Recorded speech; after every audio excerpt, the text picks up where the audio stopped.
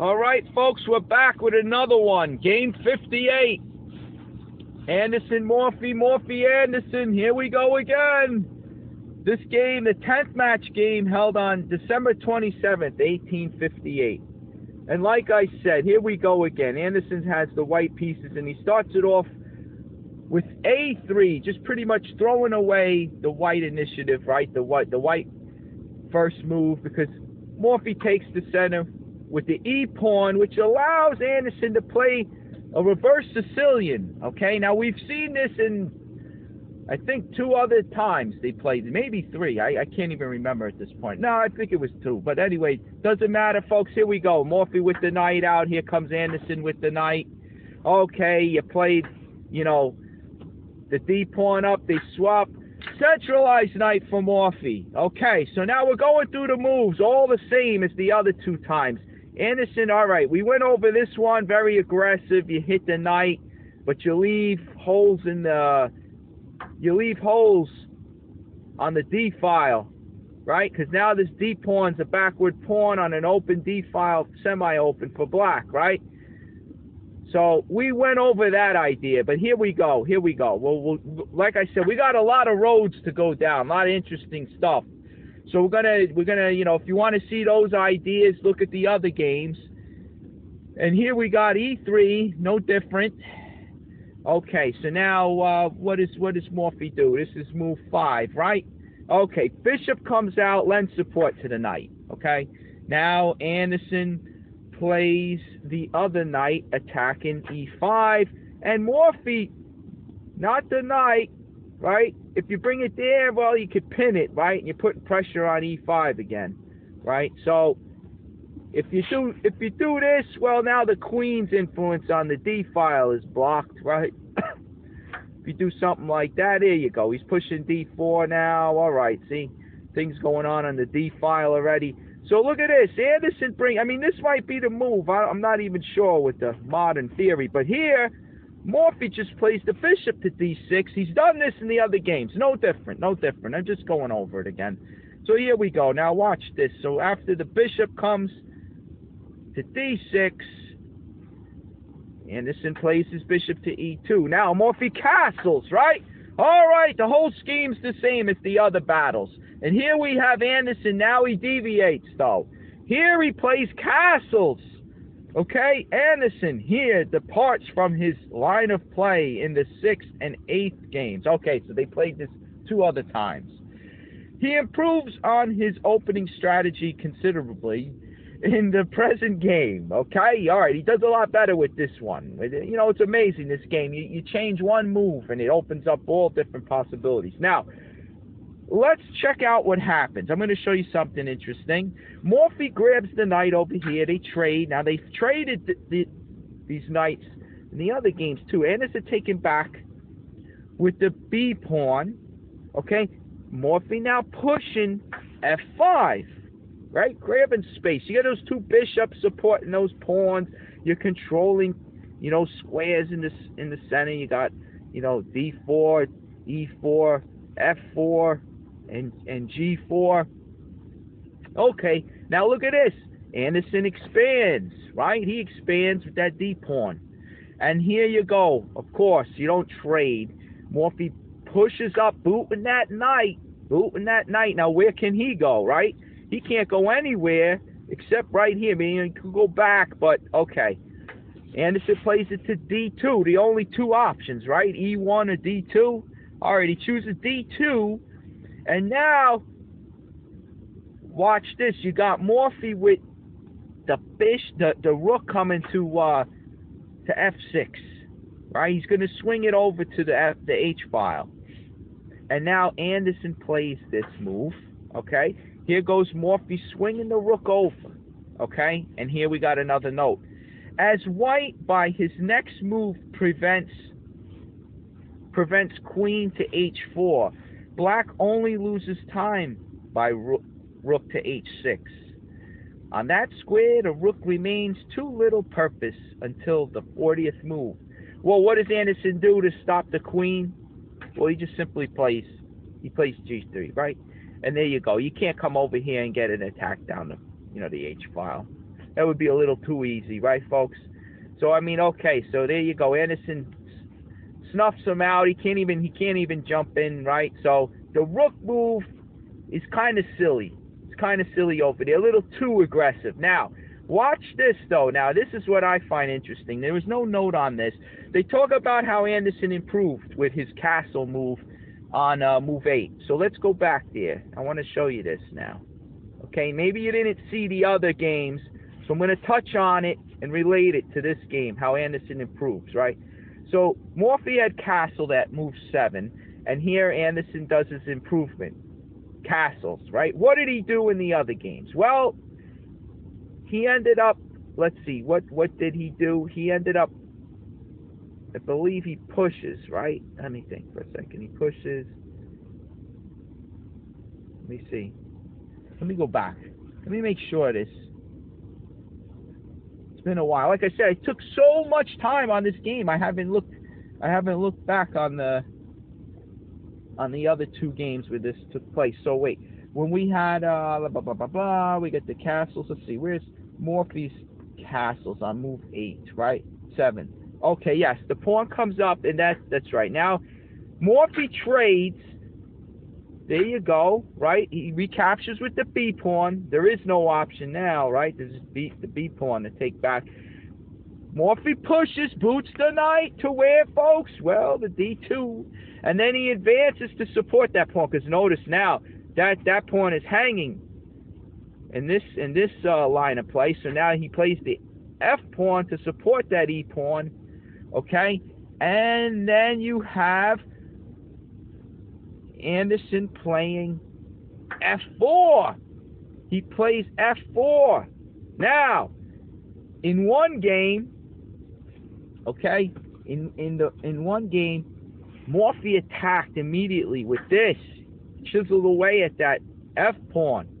Okay, and then if we went over it, we showed you the attacking schemes. If he takes, oh boy, because now that opened up, folks. Just to throw a move, let's say we throw this move, right? He opened up this diagonal, you see? He opened up that diagonal. Matter of fact, we looked at it. What if he tries to block, snub the diagonal? Well, look at this. It's so powerful you could actually sack the bishop. And we went into this. We looked at all the craziness. Look at the rook. The rook, right? He's got nowhere else to go with that check from the black queen, so he's got to go there, and then you're going to rip it open, right? I mean, forget it. We went over some of those attacks, right? So there's no way you would want to take. And then when Morphy takes, or he's expanding on the king side, and he's going to rip it open. His piece is going to fly over there. I mean, once he opens this, perhaps, right, here you go. You get this move maybe, and he exchanges. But look, if he's going to open the G file, he could move the king over to H8 and then slide the rook over there. I mean, so many ideas, okay? So that wasn't so great for Anderson. With Morphy's G5, very aggressive. Going for the attack, you got your 2 bishops ready, 2 bishops ready. And your queen's going to swing in. The rook could get on the G file, or maybe a rook lift too over to the H file. But anyway, the knight's going to leap over, right? The knight's going to leap in, and like he could come here maybe eventually. All right, so anyway, again, check that game out. Now, the other idea that it happened in the other game when they went over this, yes, Morphy played the queen check. Let's see, let's just make sure I got that right. When we get to castles, blah, blah, blah, blah. Okay, move 11, right? Move 11, let's see, wait. Yep, this is move 11. Queen check for Morphy, which he blocks, and then he prevents white from castling with queen to H3. Now he can't castle. He can't go through the check, right? The queen's influence. So what does he do? Well, he ends up, I believe he does play the bishop back to get that queen out of there. Yep, move 13, right, folks? There it is. He boots it, but now when the queen retreats here, he's done his job. She's done her job. You got now the bishop's blocking the way. He's gonna move it, yes, but it's taking another move. See, so Okay, I guess he could play it there. But what did Anderson do? Just to let you know, he played the pawn up. All right, and there it was. It was a battle, you know. So anyway, there you go. So here we have Anderson improving on this, right? We have him improving with the move, right? After Morphy's castles, Anderson castles. All right, now watch this though. This is why I bring it up. Watch this. You might have noticed it. Okay, so now you have after castles, we started to get into it, and I'll show you. You might have picked up that Morphy grabs the knight, takes with this. See, now he has an option. He can take this way. I guess Shredder likes it like this. Okay, now you played e3. If you take like this, you figure the bishop's going to come out. Right, let's just give a move. You figure the bishop's eventually going to come out on this one, because now you got a pawn on b. You got to move this guy and this guy if you want to develop them here, right, on the long diagonal. Might take too long. So you'd want to move this guy up and just get him out. You get him out on this diagonal, you know. Now I'm not looking at the tactics. Black's hitting that e-pawn and all that. White's e-pawn. So, all right, you don't want to hang it. I'm just showing you the idea, right? But the point being is you played e3, and now you're going to play e4. And that's like you're losing the tempo there. You get it? You could have made this move in one go, but you chose to play e3. So now you're going to play e4. There goes the tempo, right? You burn the tempo, give it to black. If you want to develop them here, like I said, this is going to take time with, you know, with moving these two pawns twice. There you go. You're giving another tempo to black, right? So he's taking back with the b pawn. It makes some sense here. He's going to have, yes, the bishop's still going to be locked in this game like in the others, the dark square bishop, but he's going to have more central control with this b pawn. Okay, so he's going to support the d pawn push, right? So what we got now going on is Morphy pushes f5, right? Like I said, remember, grabbing these central pawns, you know, a lot of space, grabbing some nice space there on the king side. But here we go. We got Anderson with d4, right? Now he pushes ahead. He doesn't swap. You don't want to do that. You push ahead, okay? You want to keep those pawns locking in that white queen bishop, you know? You don't want to give them choices to take here, opening up this diagonal, right? Opening up this diagonal. You don't want to give him choices of possibly doing this. So now he can, maybe he could push a3 and then get the bishop over here on a, you know, on the a3 square. He could maybe develop to b2. All right, so there's so many options, right? So I mean, definitely you keep those pawns locked up and have white ponder where is he going to develop that queen bishop. So you hit that guy. Black's gaining space now. This pawn on e4 is like a bone in the throat. It's going to like influence the king side attack, right? So here comes the knight jumping back, like in the other variations. And now if you notice at this point, by move 11, we have everything the same. It's actually transposed, except white made the castle move. This is why it's better. Let's go back. You see it's move 11? Let's just do the magic. Let's show you the presto changeo. Watch this. Here we go. It went a little far.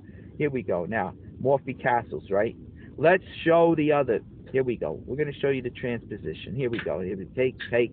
You boot the knight back. Here we go. Now he has to support it. And that move, what, folks? Move 11, right? Black's got the two bishops out. He's supporting his f5, e4, right? The knight had to leap back to d2. All right, it's white's move, right? Now, in the other games, at this moment, Anderson pushed this and allowed on move 11, right? Either this or the check, okay? But he could have, in those games, played castles, and he would have been exactly the same as we are in the 10th match game here, game 58, what we're going over now. So all the moves could have been the same in those other games, And at move 11, he could have chose the castle instead, and Anderson would have been in the same seat that he is in game 10 now. All right.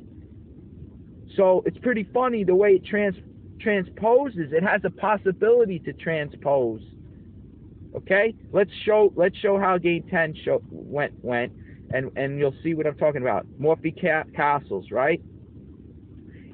Anderson castles. Okay. Morphy takes the knight.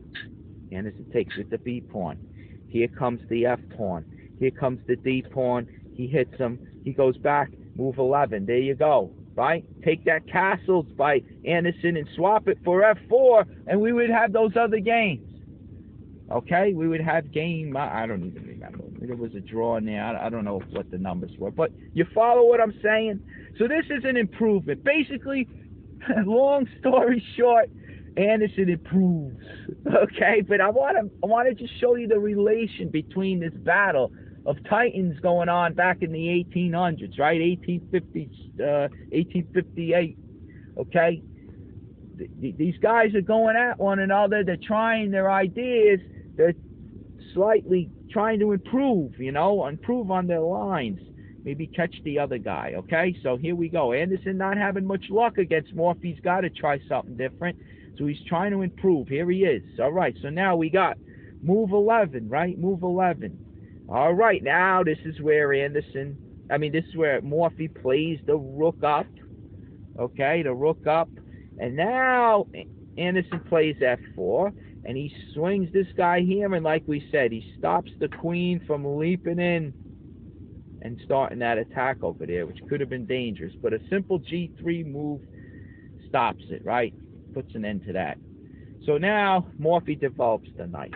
Okay, here we go, knight to C4 exclamation point. Maybe Anderson did his homework, folks. Okay, he's coming diving. He's going to dive into the E5 outpost. E5 outpost, right here it is. Maybe Shredder would like to grab the bishop here, but anyway, here we go. You could swing it right into E5, right? There you go. So he likes it now. He's been looking at it. There he goes. Let me get a little drink. Let the computer think of it.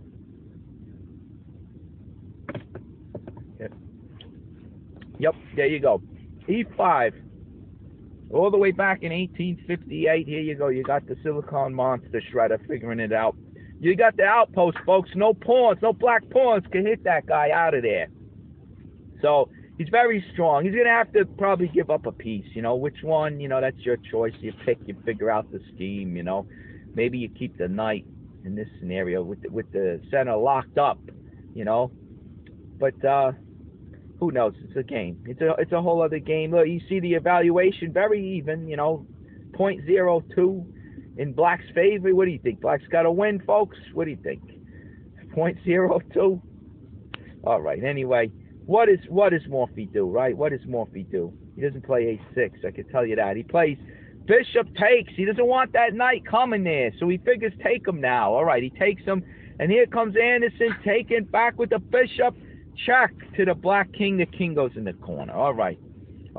So far. Now, here's what they say. White threatened knight to E5, like what we looked at.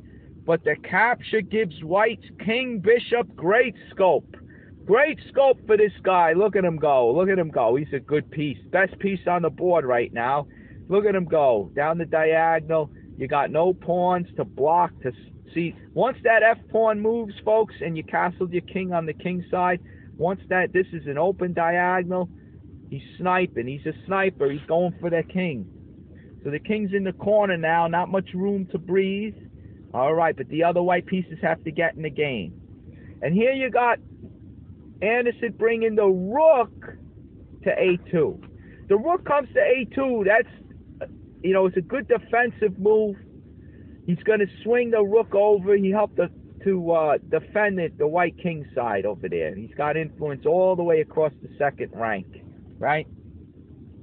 Now, Morphy develops the queen over here, and you notice they got the dark square bishop and the queen battery now.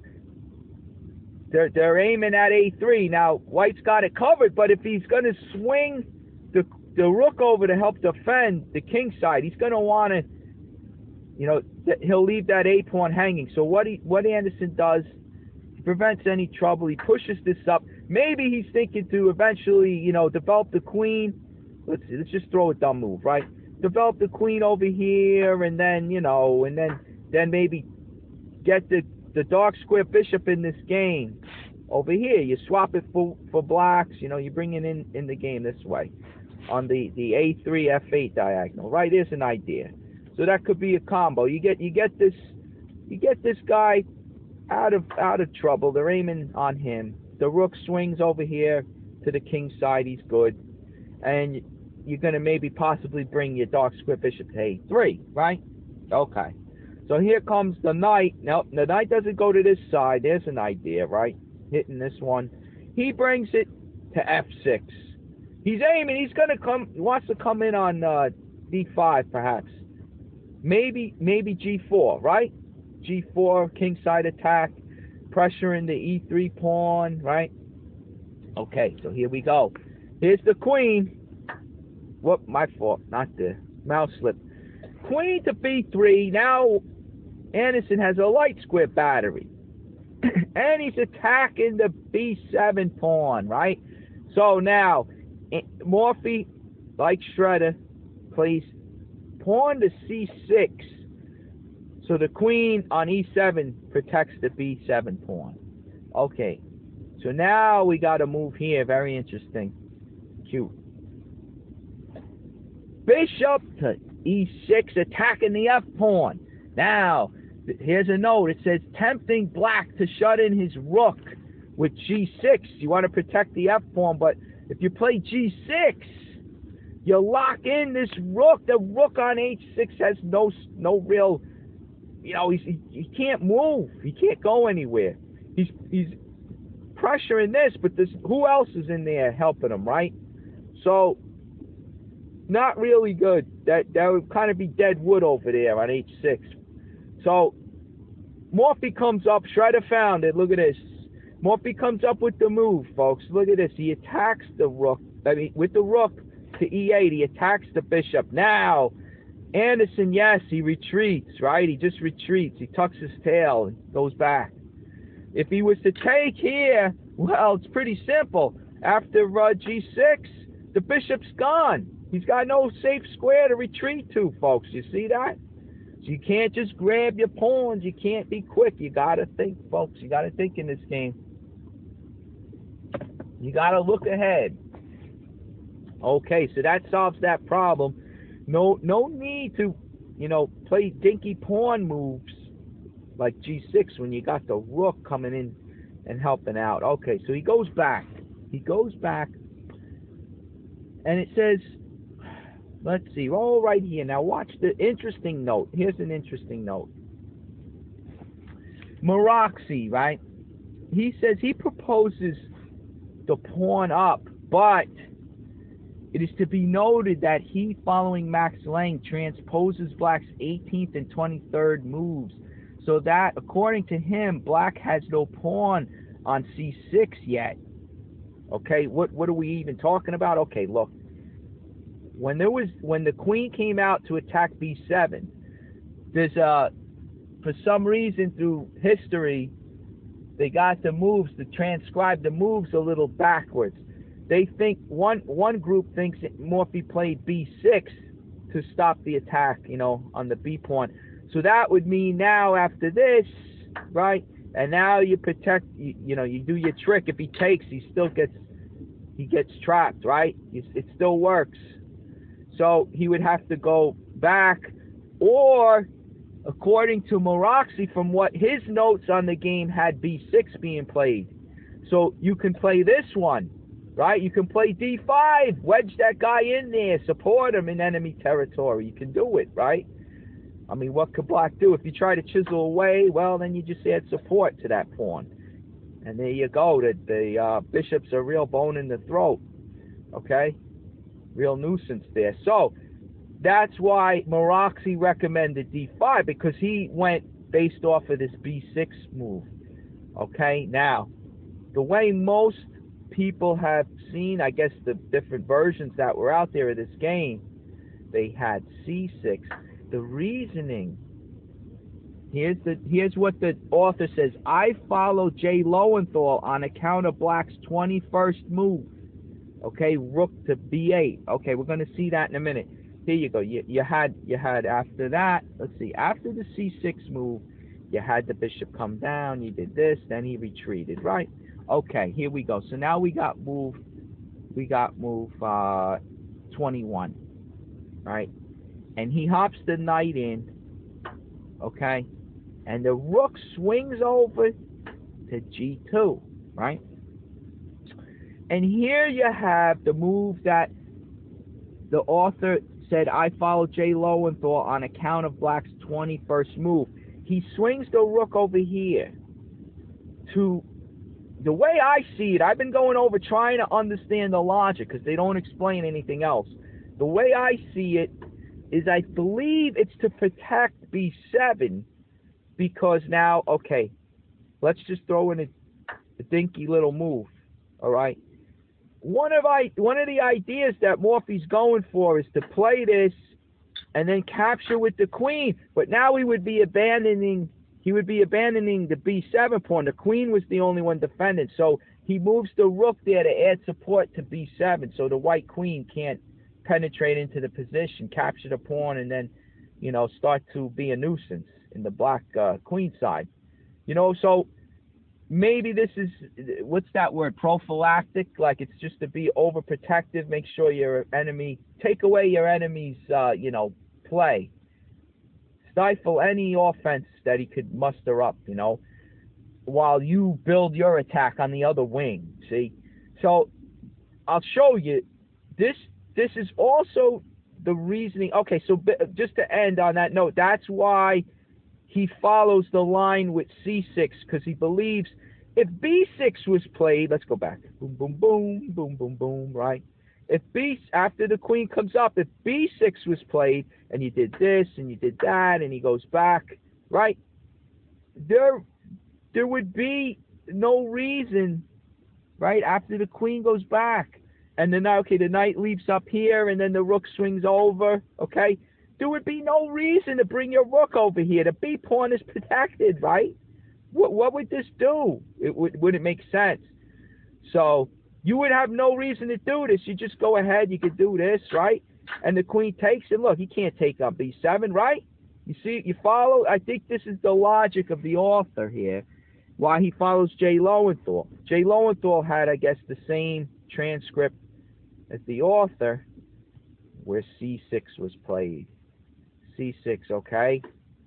And that's why Morphy had the other version. That's why he went in with the d pawn push, supporting the bishop, because this guy wasn't here. All right, there you go. Anyway, so there's the logic. I think it's like you got to be Columbo. You got to figure this thing out.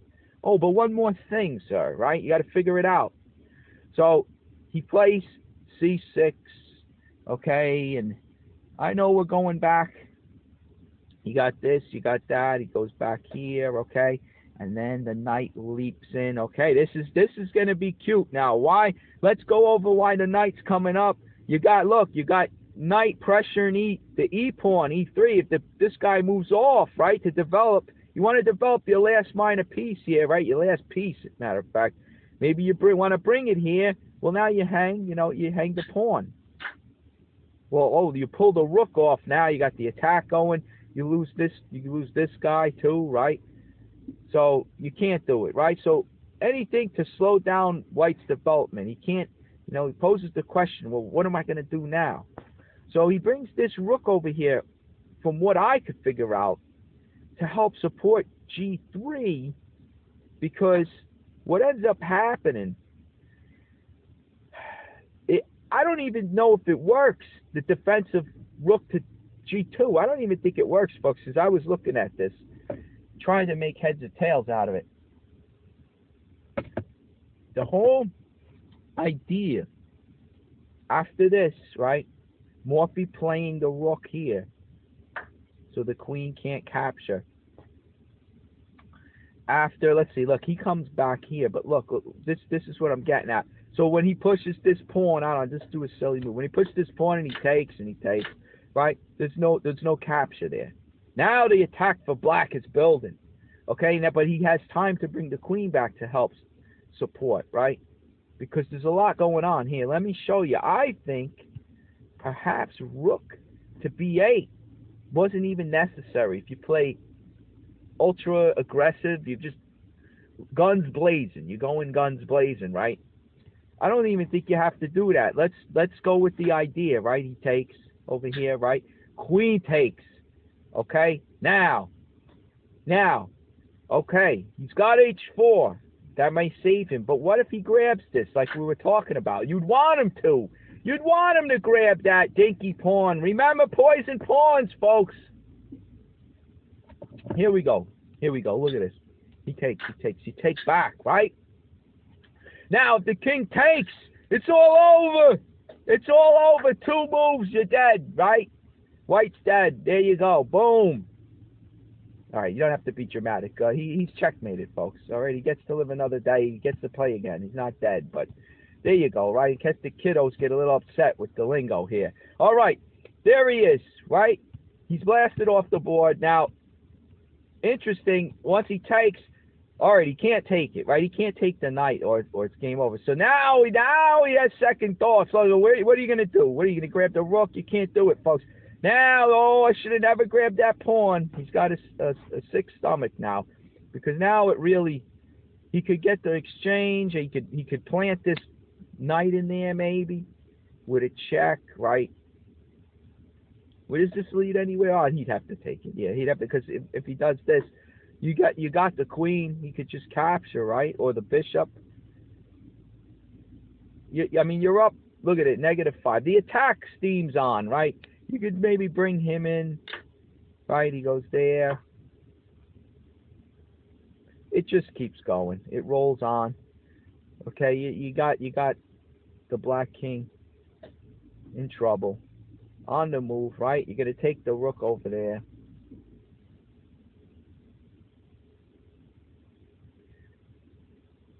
Matter of fact, okay, he goes there. You take.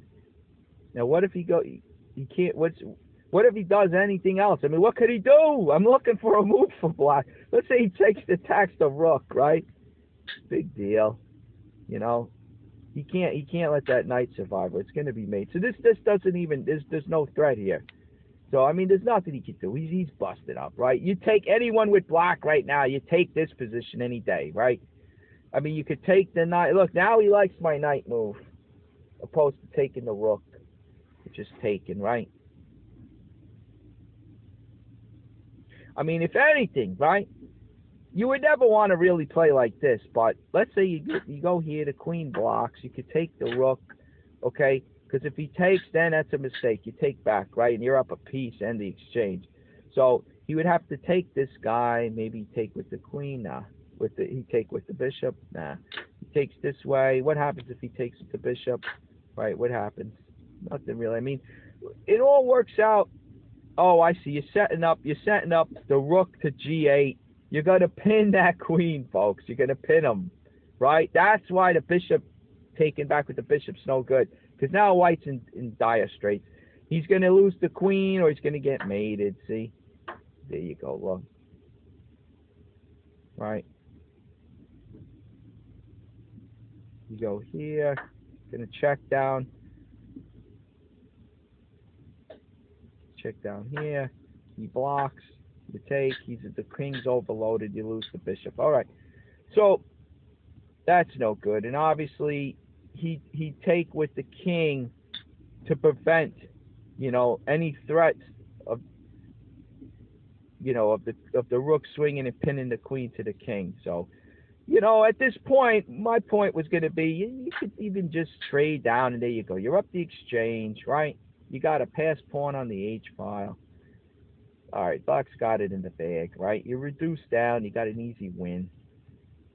Okay, so this is what I'm saying. He can't even grab that B pawn. That's a wasted move. See, he'd have to come back and start defending right away, because he's in trouble, folks. He's in trouble. I mean, look, even give him this. Look, just give him a move like this. I mean, it's pretty much it's the same thing, right? If he comes back, yeah, you win the exchange. Okay, there you go, right? You win the exchange. Would you take that pawn? I guess you can, huh? You could take that one. He's going to move with check. See, this guy can't come to help in any way. He's out of the game, folks, with that pawn on e3. All right, so there you go. You're up almost 9, right? Up almost 9. All right, so there, that's what I was looking at, figuring that B pawn over there is not even, it's not even in trouble. The knight goes up, getting ready to attack, folks. So here we go. Let's see. That's move 20, right? Rook came over to try to help, but this move does not have to be made. But okay, Morphy being extra cautious, right? He brings the rook to protect b7. Now Anderson goes back to attack that knight. Okay? I mean, what if he did that before, right? If we did our, instead of rook to b8, if we did our g5 move, what if he just goes back now? Ah, there's an idea. Okay, he found it, right? So we would leave it there. How about that? We would leave it for now. Let the engine see something better. But see, white's still in the game if you look at the evaluation. Okay. So maybe this is why, you know, white has defensive possibilities even after g5. Okay, he takes there, we take back. He takes here. It's pretty even. So nothing occurs. Now this guy is weak. He's isolated. He is passed, but he's not he's protected by the queen and rook, but there's no other brother pawns helping him out on the F file or the D file. So he could become weak, a target. So I don't know. Okay. So there you go. Should I have doubted Morphy? So on this move, there you go. So maybe rook to b8 was needed. Now, again, folks, the whole principle of this course, you want to beef up those tactics, these ideas. You want to parrot Morphy. Sometimes it pays against lower players under 2,000 to play aggressive like this, you know. They might not find bishop back to e2. All right, but anyway, here we go. Let's follow the game. Morphy plays rook to b8, and now the bishop goes back. Anderson had that move up his sleeve, so now he wants to take out that knight, and we can't let him. We can't let him take it. Morphy can't let him do it because, like we said, you know, this kind of busts the pawn structure. That e pawn on e4 is now weak, and you know that knight is key. You know, you want that knight without with this bishop being locked in, the knight would be nice if he could just wedge himself on a light square somewhere, post him up like he is on g4, pressure in e3, you know. You don't want to lose that guy, okay? So what does Morphy do? He retreats, okay? He knows better. He retreats, and then you got the pawn coming up for Anderson, all right? Okay, so he's expanding now. The pawns start coming down, the D and the C pawns. Now, Morphy stops the C pawn with B6, okay? Bishop to B2. Puts him on the diagonal of the enemy king. See that? So in the future, this diagonal may open up. Not bad, right? Now, the knight's not on G4, so again, the bishop doesn't have to babysit this guy. He could finally develop. There you go, right? Okay, now, here comes Morphy with a little cute trick. Look at it. Look at this. Shredder must remember it when I went over this game. Here we go. Look at this. Queen to F7. What does that do, folks? Well, it's threatening, the whole masters see it, threatening B5, opening a way for one or both of his rooks. But white easily frustrates this plan. Anderson has a good move for it. But what are we talking about? Well, let's just show right here. You see this? You can open up the B file now, no matter what.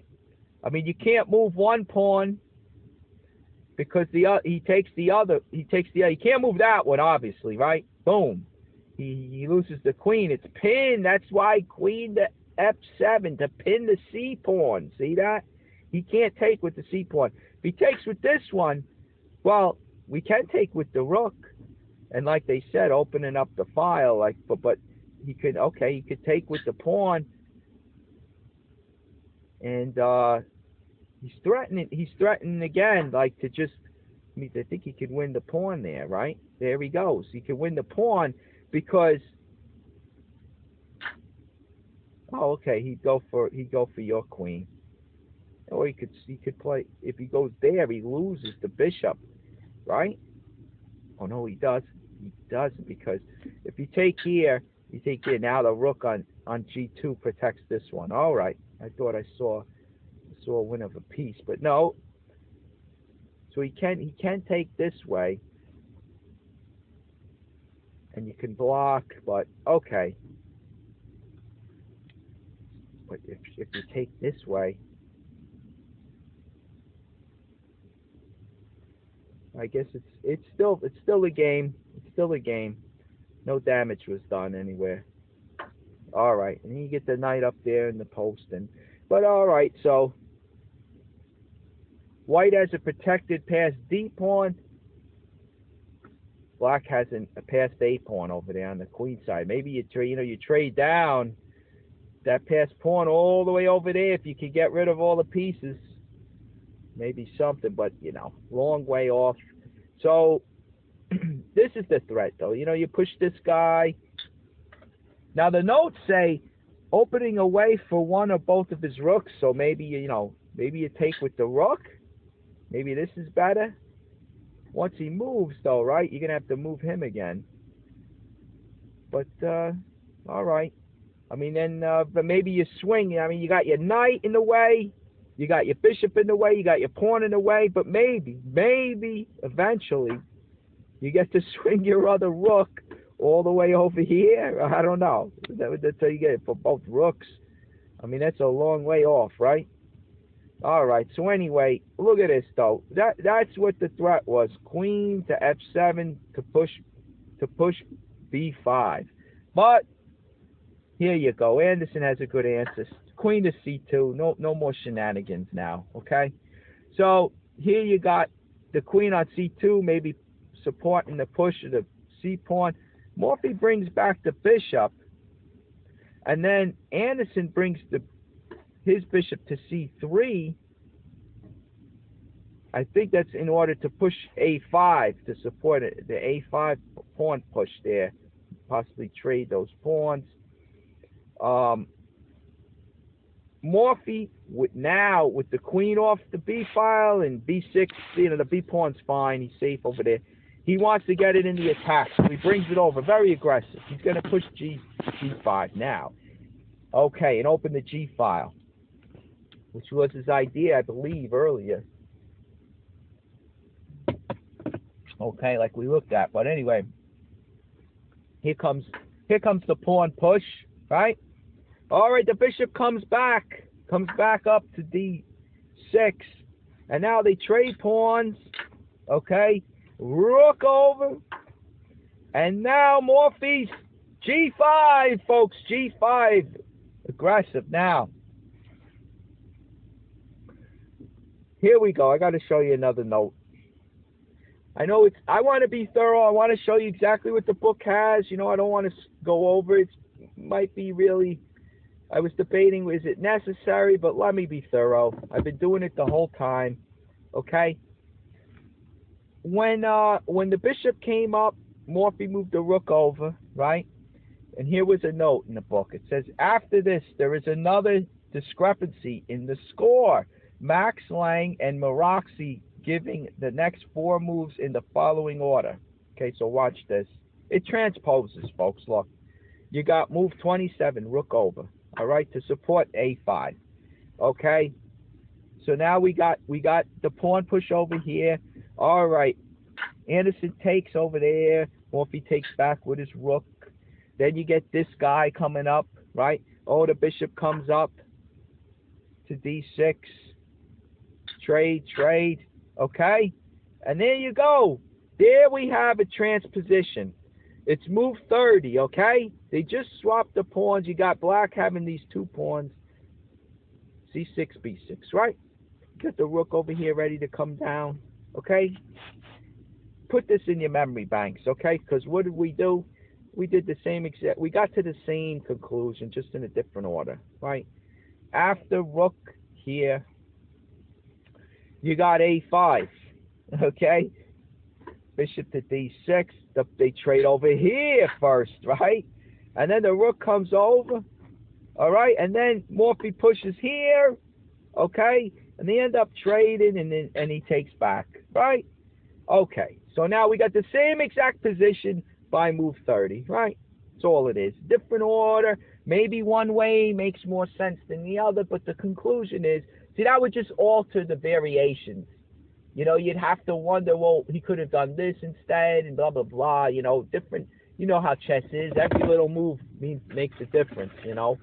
So, we'll go with what they claim, what they think is what happened here, because also with this move order, okay, with this one that the author believes this is the way it went. We also have a quote, a comment by Steinitz, okay, with once the rook comes over in this line, okay, this variation of whatever, this order, move order, if this move order, Morphy now plays this, okay, and that's our move 29, okay, and Steinitz here says he calls this a bad strategical error after which Morphy's game is lost in a few moves. It is certainly a rash maneuver in view of the position of Black's king and White's queen bishop. Okay, he's pushing the G pawn, and now, you know, if you look at this, you know, this diagonal, this could be dangerous, folks. Watch the rest of the game, how the tactics play out now. This G5 move is very risky. You got the D pawn coming up, you know, you're going to see tactics involved, all right? But okay, let's go. This is what the man did. All right, so they traded. There you go. And here we go. We reached this position, right? This is the key. Well, this one, here we go. Here we go. Now, we got Anderson coming down with the rook check. Boom, rook check, right? Now, Maroxy here. Maroxy says that there was a better move. A stronger move was pawn up to c5. Okay, now we're going to play out some variations, folks. Watch the tactics involved with this king being on h8 and the bishop over here on c3, right? Dark square bishop for white. Here we go. Pawn up. Okay, they trade the pawns. And now, let's go over if he takes first. Obviously, if he takes, you get the rook check. Okay? He could go back. Okay? And now you got the bishop attacking the queen. They give queen here. Okay? And now the queen moves over here with this coming next in the notes. Okay? Followed by queen. So the bishop is going to be in trouble down there. Right? What could he do? Nothing really. The rooks are no use to help out. They can't do anything to help that bishop on f8. The bishop is pinned, right? What can he do? All right, he comes up with this move. All right, here comes the queen. And there you go. Let's see what he does. He brings a rook here, right? And it's plus 10 for white. See? What's the threat, folks? What's the threat? Let's just do a silly move, right?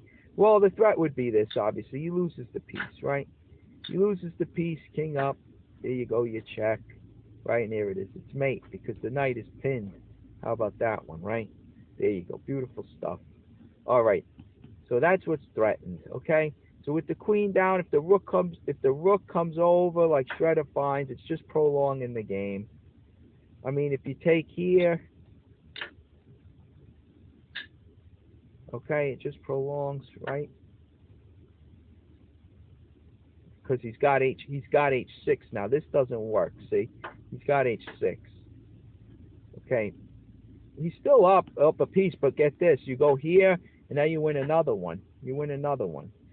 You know, me, I just like to trade. Are you going to trade a rook? All right, here we go. Look, maybe you lose it this way. I guess you do, huh? Wow, you lose a rook that way. I blundered a piece back, but oh wait, maybe not. Look at this. This is a way to save it, folks. Because when he goes here, you give the check. All right, you're up a rook. You're up a rook. One, the tactics pull you out. How about that one? Oh, I didn't see it deep enough. That's the beautiful thing when you're good with tactics. You know, as I'm doing this, I'm brushing up. I'm doing it fast. I'm seeing variations. I didn't even look at this one. You know, so I'm getting caught off guard because I got to do it quick to get it in, right? But now, when you beef up on stuff, what's funny is you get good at calculating when you do these combinations. You get good at calculating, and you can see further than your opponent. He might think he's got you with this rook. Oh, I'm back in it. I'm back in it with this rook move over here. But he didn't see deep enough because there's more tactics down the road. Look at that. Boom. And then you get him. All right. So that's pretty stuff, right? Now, all right. Then look at this. They're saying to just take there. He goes over here, right? What are you going to do? All right. You give up the bishop. But either way, right? It's all over. Matter of fact, hey, there's this setup. This is setting up a mate. Look at this. You take, right? If he moves up, his only square, right? There you go. Look at this. Look at this one, folks. Pretty, right? Here goes another one. I'll tell you, we're painting pictures in this one. There's a lot coming, folks. Watch this now.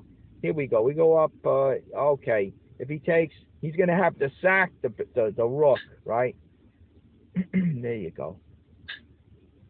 And he's got nothing worth doing here. Nothing. What's he gonna do? Here we go after him. There you go. No more moves. What's he gonna do?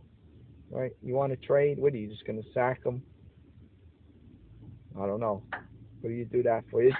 There's the machine. Just his microchips are blown. He doesn't know what to do. Right? Because mate's coming, folks. All right. So anyway, let's see. What is? Let's see this. I don't know. Let's say he just goes over here, right? Oh, you support the rook. All right. I guess you're going to play the bishop. Let's just say you go here, right? I don't know. You go. All right. You're running all over the place. He's going to check you to death, right? Yeah, you don't even have to take him. All right, he's going to give it up. He still doesn't get stalemate, folks. You got to watch the stalemates. That's why I wanted to do this. If he didn't have this pawn, it would be a draw, folks. He's got no square to move to, but he's got this. He still has that move. There you go. There you go. Good night. Right? That's the mate. Okay. Just for the beginners that are watching, you got to watch those tricks, you know. When you got us, that's called a suicide rook. You know, at the end, if the guy has a rook, if you're in dire straits, but your king is in a mating net with nowhere to go, folks, look for that suicide rook. You get rid of all your pawns or all your other options, and then you can just start checking the king, the white king, to death with your rook. It's possible. And if he takes it, it's an automatic draw. It's a stalemate. As long as you can keep that king from, you know, getting, you know, if you could keep him from getting away, is what I'm trying to say. Okay? If your black king has no other moves and he's in a mating net, you can get a stalemate. It's called a suicide rook. All right, but anyway, I'm deviating now. All right, so anyway, we got that line easily wins. Shredder likes this move. Look at this. There he goes here. You take down there, right? You can't even take back. You lose the queen. Oh, look at this. You pin the queen to the king. I mean, come on, right? Look at this. It's a check move. All right, save your rook. Do we need to see any more, folks? It's pretty much over, right? It goes down. You get this guy. There you go, right? Yeah, grab a pawn. Why not? Grab another one. All right, there you go. We're playing it quick, you know. We could trade off the rooks. Force the trade of rooks there. See that? Say you do that. There you go. Get them off. There you go. It's all over. Hey, how about this, folks, right? Why not? Why not? You make sure. You do something crazy like that. You know, you make sure, though. You make sure. You don't want to just give away the queen like that. You make sure you got the end game with no stalemate tricks or anything, you know. So, okay. White clearly wins this one, this line, right? So we go back, because what are we talking about? Okay. Here we go. Maroxi's better move was this. They trade the pawns. Okay, we looked at if he goes there, right? if he takes the pawn. Okay, we had rook down. He blocks with the bishop, and then that's what we went into. Attack the queen, and then queen over, ready to come to b8. That's what we looked at, right? So now, after this, this is the line Maroxi gives, takes. They give, okay, don't take the pawn. Just come back to block the check right from the get-go. Okay, well, the rook coming down is the move to make, so the bishop is pinned. And now we got two lines. We got king up and king over. Let's look at king over first. Okay, king over brings the bishop coming in. Now, look at Shredder already with an advantage, I guess. He says to take here. Now, why not take with the rook? Oh God! Oh, okay. Here we go. This is in many lines. Okay, so you win the exchange, or even now. Look at this. Oh boy! Look at this. You never, you know, you don't have to jump the gun, folks. You keep the pressure on. Look at this. He wants to rip open. He wants to rip open the F file, so now he can put pressure from this angle. Look at this. This would be crazy, huh? I mean, once you got everybody pinned over here. What are you gonna do? Look, he can't do anything better than take. All right, so there you go. You're up big. You're up big. Right? He goes over here, no problem. And you got this rook is pinned still. The rook on e6, right? Okay. So anyway, you got that one. You're winning that one easy. And simple enough. Even when you go here, he blocks. You can win the exchange. You know, but you gotta. This line just shows you, you know, when you got your opponent against the ropes, you can knock him out. You know, you look for, when you think you got a good move, look for a better one. So you're up big now. Okay, so there's one thing. Okay, that's Shredder's idea, but they give this line. Here you go. They give this line. Oh, look, Shredder finds it now. He likes it better. Look. Bishop here, you're threatening one, you're threatening to win the exchange like this, right? And when the knight leaps here to stop that, okay, he still would want it, Shredder still would go in for it. Let's see what happens, right? Because you're going to win a rook, you're going to win the exchange. Oh, because if he takes, look, you take back, you're hitting the rook, and you're also, what are you doing, folks? It's in the position still. Bishop over. Look, bishop over, right? Pinning that queen to the king. See? So what you do when you're fishing for tactics, when you're trying to get, you know, how do you create a combination? You look for themes, folks, in the position. You know back here, look. You know back here on this move, okay? Black has two options, king up or king over. Now, Shredder likes king up. Why? Because obviously, this is a red flag. Tactically, this should be shooting alarm bells through your brain, right? Holy smokes, look at this. I could pin that. If I could get my light square bishop, he's still on the board. Heck, the queen's ready to support him. You move this guy, look at it. It's ready to go, right? It's ready to go. Okay, he blocks it. So this is just a side note, really, trying to win the exchange. Okay, but now here's the line they give, folks. Here's the line they give. The old masters give the bishop here, building on this pin piece. See that? No one else could help him. I mean, other than that, maybe the rook could come over here. I didn't even look at that. Let's see what happens. Well, obviously, the queen has to take first, though, right? So, there you go. No good. No good. The rook doesn't even work. Okay. What am I thinking? I know you could help add another guy to the defense of the pinned bishop, but the order of soldiers is important. The queen being first, now you'd go right in for it anyway, because the queen would have to, you know, you'd win the queen like this, the order. The order of defenders is important. All right. Not just how many you have, but the order. In this scenario, rook to f8 is no help. So he would be better off just sacking it to save his bishop on f8. It's better to, instead of losing the piece outright, you give up the exchange, but now you got this passed pawn that's created. Okay? And now after, let's see, they give rook takes, pawn takes rook. Okay, they give knight takes here. Okay? And then they end it with queen takes pawn. And now again, folks, if he tries, all right, I'm down here, let me get the exchange at least back. Look, you still got this one in the card, see? And there's no rook to block on e6 in this line. See, that game over, right? So you pin and win the queen on f7 again. That's the tactical thing that supports these lines, right? The tactical theme, I should say. All right, so he would move over here, I guess. You would support your e pawn and your d pawn. Remember, this guy's still pinned on f8. He's piling it up. All right, so let's see though. What do you do, right? Rook here attacking f5. All right, so we're gonna trade. You're gonna win this one. It shows that white's up.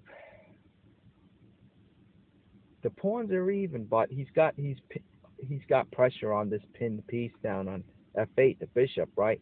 He would have to block. They trade. He attacks. Well, you're up the exchange. There you go. You're up the exchange, and you know that c6 pawn is dead. There's no way to save it. There's no way to save it. Look at that. See that? No tactics to help him out. I mean, he can go for the e pawn, but you just all right. And could he come back now and protect his c6 pawn? Like if he goes here, right, supported by his bishop, you get a check here. He comes up.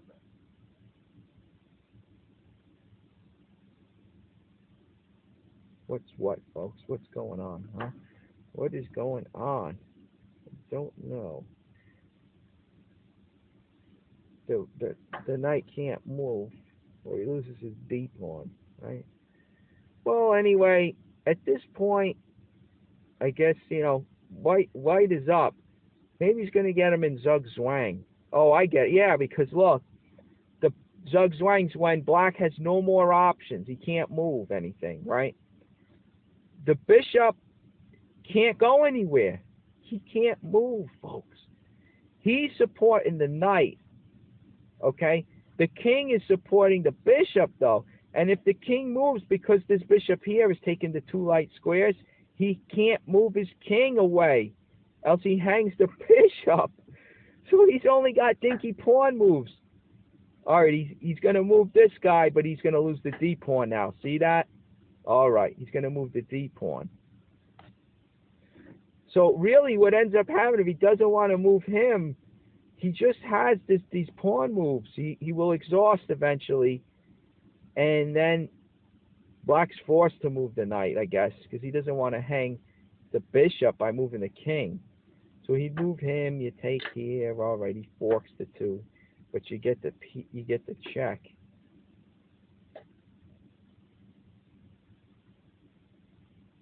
And your rook does protect your bishop. All right, so there you go. It's a little slow. Gotta be careful, but you clearly are up +4, right? So there you go. There's another line, right? Another interesting line. There's a little improvement from what the old masters gave. Okay, the old masters in this line with rook down, if the king over, okay? Bishop e5, knight over, and there you go, right? Bishop comes here, you win the exchange, and you're pretty much up from that point. You're up the exchange.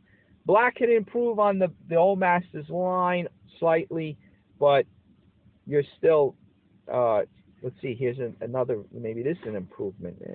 He's still up, though. He's still up. Okay. Pinning the knight. on D5 and lending support to him. Whoops, mouse slip. He goes here, right? He's going after the D pawn. So you want to protect him, and you're also protecting this one while you're doing it, right? Now you're doing it from A3. Okay. So a little different, but white has won the exchange, and he's pretty much up at this point. Right? This guy is pinned. Now, you don't want to do this because remember, folks, your bishop is pinned on F8. All right. The jokes, they come here and there. You got to throw them in, right, folks? We got to have all sorts of entertainment. Chess has it all, right? Action, suspense, comedy, right? Here's the comedy. You got to love it, right? I mean, it happens to the best of us. We forget, right? We forget. There you go. You hung your queen. You thought the bishop could protect, but no. All right, so that was that line. So you got that's if blah blah blah blah. We go. Oh yeah, king over, no good, right? No good there. He goes here. All right, let's get to it. Let's get through it. There we go. So the king goes to G7, and now we have the bishop attacking the queen, and obviously you can't take it, folks, because boom, you get hit with the tactics, right? There you go. You lose the queen. Discovered attack, right? You could get the queen that way. All right, they're all hidden, all these mine traps, right? These land mines. All right, so here we go. Here we go. Bishop up. Okay. Now he's got to move. He moves to E7 to keep, support that knight, support the bishop. Okay.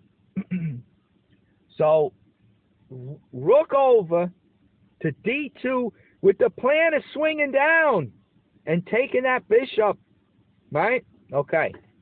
So what can he do, folks? Now, get a load of this. The old masters give queen takes pawn.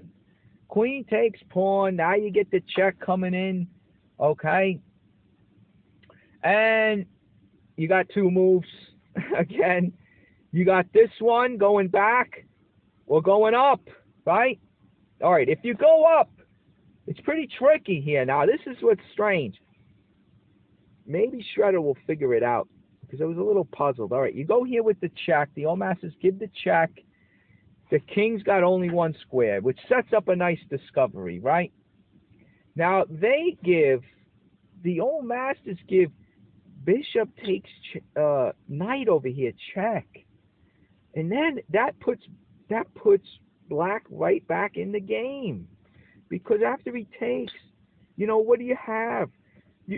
Okay, look, you can't take here. You're not winning anything because the bishop's not pinned. The king's on G7, right? He takes there, and you really don't. You go here, and he goes up, and you take there, and he comes back out, and you really don't have anything. I've looked at this and looked, and I don't know. You can't bring the rook here to come in because the bishop's covering A7. You got bishops of opposite color. It would be very drawish. I don't see the attack doing anything else. It looks like black can hold here. Matter of fact, they put it slightly microscopically in his favor, right? So, grabbing that knight is not the move. Now, if you see, look at it. This is how you got to use engines, folks. Okay, this is how you got to use the engine. When you have an engine and you look and you see the evaluation right here is plus 10, right? Plus 10 and a half. And you do a move like this, and after black takes, you look at the evaluation, and look at it, folks. It's basically even, right? It's 0.02, right? Oh, look, it's even. It's just even now. Okay? You did something wrong.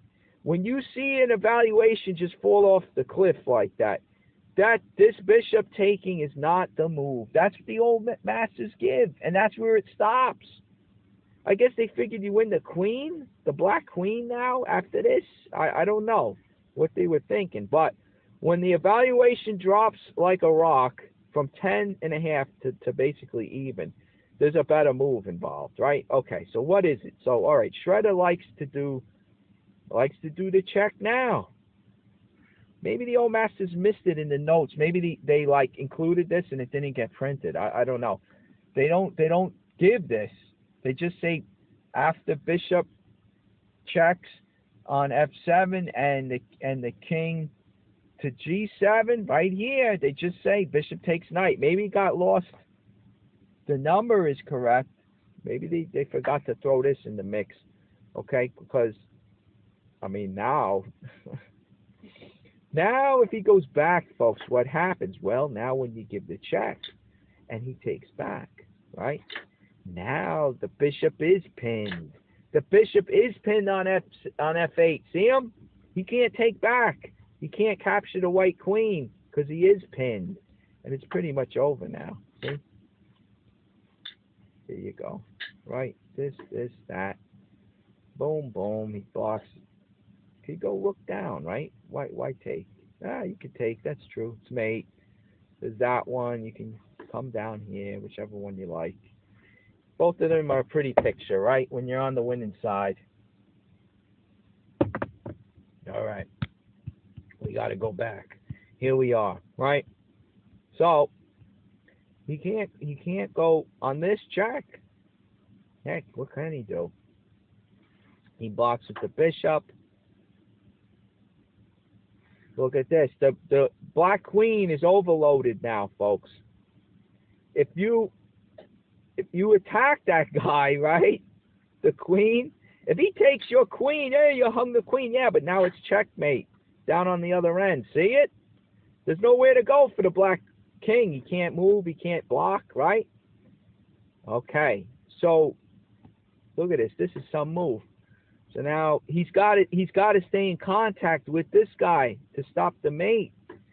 And basically that's his only move right there. Queen to b4. The only way to keep in contact with the dark square bishop. But now you go after the queen. Now he's got nowhere to go. He can't go anywhere to help protect. He can't go here, right? He loses.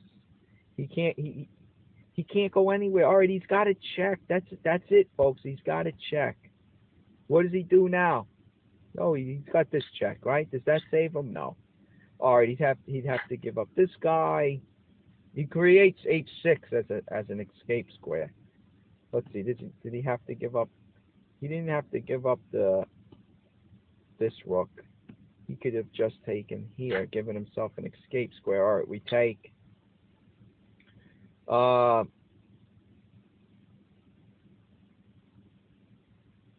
Let's see. Let me see something here. Wait a minute. Oh yeah, the bishop. The bishop's covering g6. All right. So after this, the queen can no longer stay in contact. See. So if he gets the check in, doesn't matter. He doesn't have to sack this guy. He takes this one now. G6 and H6 is available. So all right, he goes there, but he loses this rook, right? And he loses this bishop. He gets to fight for another day, but it's over. Because if he, let's see, let's just do a move, right? Let's say you go here, right? You just check. The block means nothing because you sack this one and you mate with the other one, supported by the queen, right? Here you go. We're picking them up, folks. All the patterns. There you go. Look at this one. Comes up. Look at this. We nail him. We nail him with the pawn right there. There you go. Last nail in the coffin, right? There you go. You could mate him this way too. There you go. Right? Picking up those patterns, folks. That's half the battle. Having all these ideas in your arsenal. All these patterns, right? That's how the master and grandmaster beat you. They just have so many patterns built up. Eventually, one of them works for them, and they take you out. All right, so there you go. Let's see. Where were we talking? All right. Rook down. After the rook coming down with check, he had the two moves. This move, right? And we saw bishop check. or this move. This is what they end with now. Now, obviously, with the king on the back rank, the bishop on f8 is pinned again, right? So how do we take advantage of that? Well, we take with check, rook takes, right? And now we pin the rook on f8. Look at this one, right? Rook on f8 is now being threatened. Okay, he can't come back to defend because we got our rook on covering these two, right? He can't come here because our queen. So he defends with the other rook, but then we have this guy to come in. Look at this. Now he's overloaded. Plus the bishop's overloaded. You get it? Look at this. You got the rook. The two rooks are threatening this guy, right? And the queen and the rook on f7 are threatening the rook on f8, which is pinned. He tries to defend the rook, but here you go. Look at this. All right, he takes, right? What can he do? The only other thing he can do is block. And then you just take, right? You take here, he takes, and then you take there, and you're up. Then it's a discovered check. Forgot about the bishop over there. Look at this. Discovered check. What's he going to do? Right? It's all over, folks. Okay. Very good. Yeah, there you go. Right. Here we go. Checkmate. Okay? So, what can he do, right? He takes this guy. We take here. Remember, the rook is pinned. The rook on f8 is pinned. He can't take your rook. King up. And look at this. We saw something similar. Look, you give the check. Whether he goes here or there, it doesn't matter. You win the piece now. You win another piece. See that? And it's all over. There you go. You could swap them down. All right, you want to take? There you go. Right? We're going to bring rook to h5. Mate is threatened. Already goes there. All right, we go there. Look at this. Look at it now. This is a nice maneuver. Watch this one, folks, right? You go here. Here's what was threatened if you didn't see it. With our queen covering g7, we're supporting the rook to h5 mate, right? You go here. Look. That's the mate. See that? How the queen cuts off g7 and supports the rook. Okay? So, he tries to bring this to create something like this. He's got that, and it still doesn't even matter. Mouse slip right there, my fault. See, you get one of those, right? And it's mate. Okay. So now watch this maneuver. He tries to make room for g7, and look at how you can do it this way if you want. No other move. He can't move. He's got a block. You throw the rook. You sack it. He comes up, and you slip the queen with pawn support. Look at that, mate. Look at this one, huh? Remember that one, okay? I told you there's a lot to know in this game. Folks, we're only halfway. I mean, this is actually, we're 1/3 of the way because there's another two key moments, which just really, it's amazing. All the beautiful patterns like this we're going to pick up. This might be the longest one out of all the games. And, I know if you look at the times on this Morphy-Anderson match, I know they were 2.5. I think one might be 3 hours.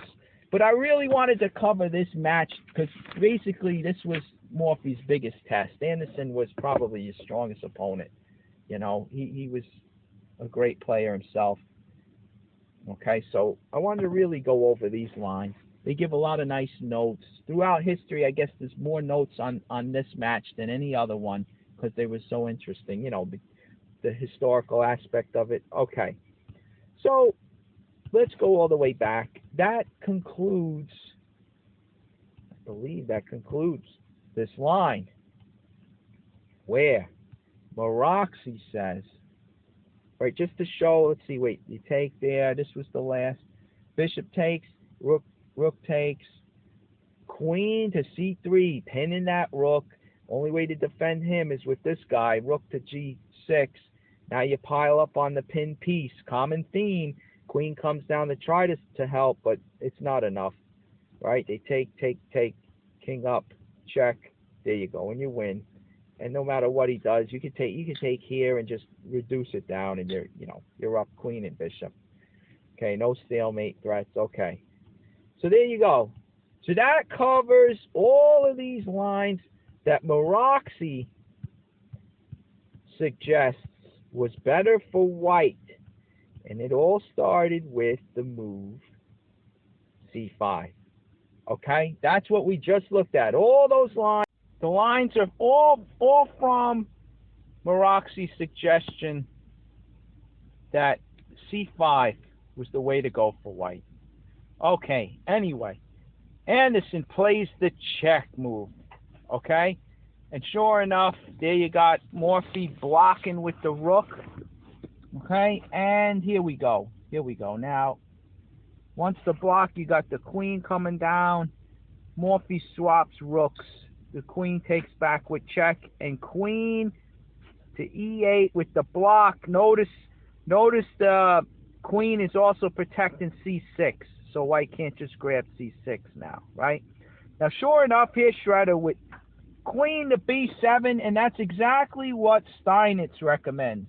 Queen to b7 was the right move here. Okay, so anyway, I mean, what do you got? What are you going after the b pawn, I guess? Now he would go after the f pawn over here. You got the f5 pawn hanging. You got b6 hanging. So let's see. He goes here. I've already decided he would trade, and if he wins f5. Okay. Okay. So there you go. Right. At that point, White's up almost 3 pawns. He's up +2 and change, right? He's got a clear edge now. He's got the bishop pair, and he's up pawn, I believe, right? 5-4. There you go. All right. So anyway, what does Anderson do though after this block by Morphy?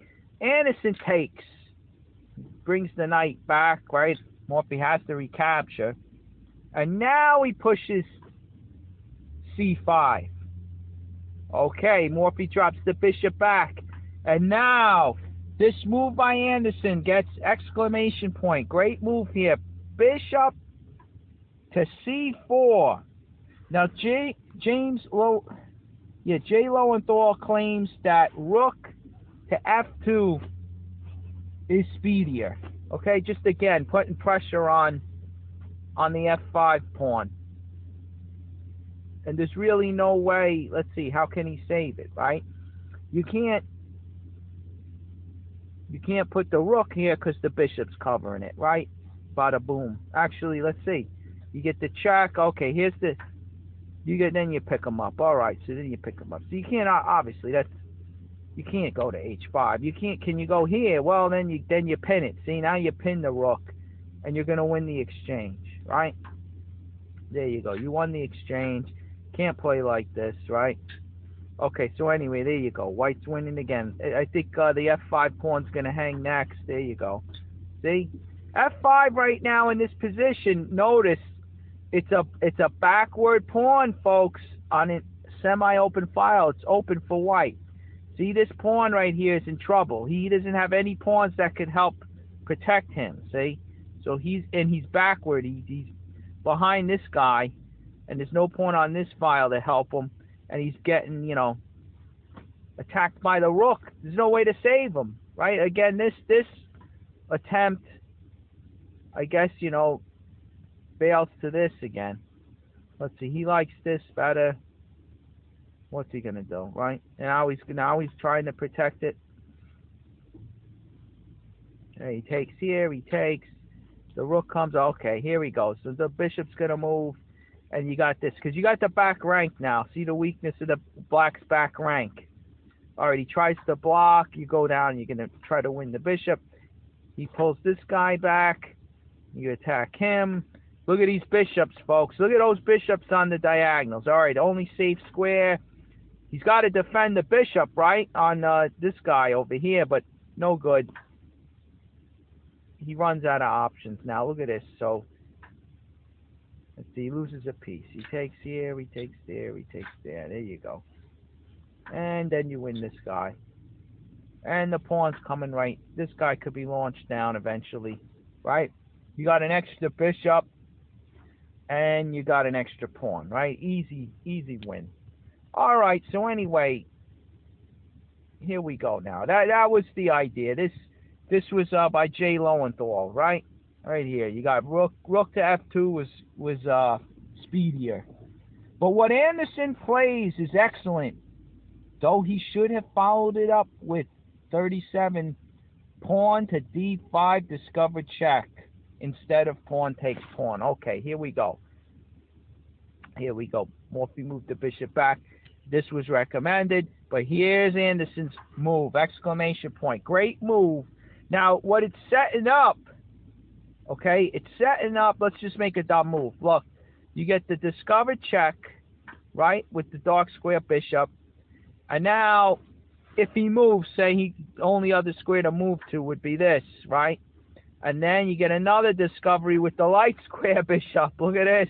The pawn's rolling right in, folks. Okay, the king moves over. Where else can he go? He can't do anything else, actually. That's it. Only move. And he could take here. Right? He takes the bishop, and there you go. And, you know, and then after this, look, now you're hitting this, the knight. This is bad. Very bad. I think the pawn may go in. It's plus 21 now. What do you think, folks? I mean, he can't even move the knight. Where could he move it to? He can move it here, or he can move it there. If he moves it here, it's obvious. Now, a nice tactical theme to know is when a pawn could get to the 7th and hit a knight, it opens the pretty much two options, right? You're going to either queen by capturing the knight, or you could pass. Say he saves his knight. Now you're going to pass and get your queen. When a pawn can touch a knight on the back rank like this, it usually can be the key stroke to a long combination. You get that pawn, you sack your queen, you sack a rook, blah, blah, blah. You know, it's really a killer move at the end. Pawn comes right up, hits the knight, and then you're going to get your queen back. Okay, so key pattern to check out, to always be aware of, especially near the end game. All right, so anyway, basically at this point, you know, where's he going to go, folks? What can he do? Right, even if he goes here, like Shredder says, look, you could capture this guy, capture him, and then you're going in the next move, right? What could he do? The rook's helpless over there on h5. No good. Right, so now, I mean, on this, if he goes here, still, he can't stop the pawn. Can't stop it, no way. There you go. And the pawn goes in, right? There you go. All right, so there's just a silly you know, I had to burn a move. After Anderson's bishop c4, I just threw the rook up just to show you what the threat is. And that's these discovered checks by the bishop, see, as the pawn moves up the d file. Okay? And then you end up winning that bishop. Okay. So that's what Anderson sets it up. He sets it up with bishop to c4, folks, right? Now, look at Shredder. He hits him, all right.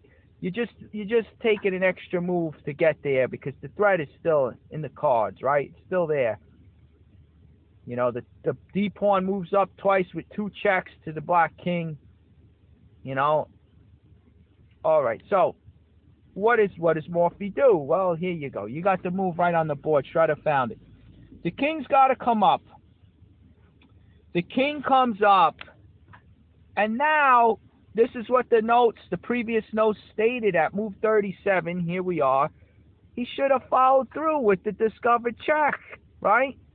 And now, let's look at it, folks. Let's look at it, because this is interesting. Now, okay, if he comes this way, if he goes up, blocks the rook, plus the king's out of reach of these pawns. Look, now if he goes here, remember the tactics we said, folks? Remember this?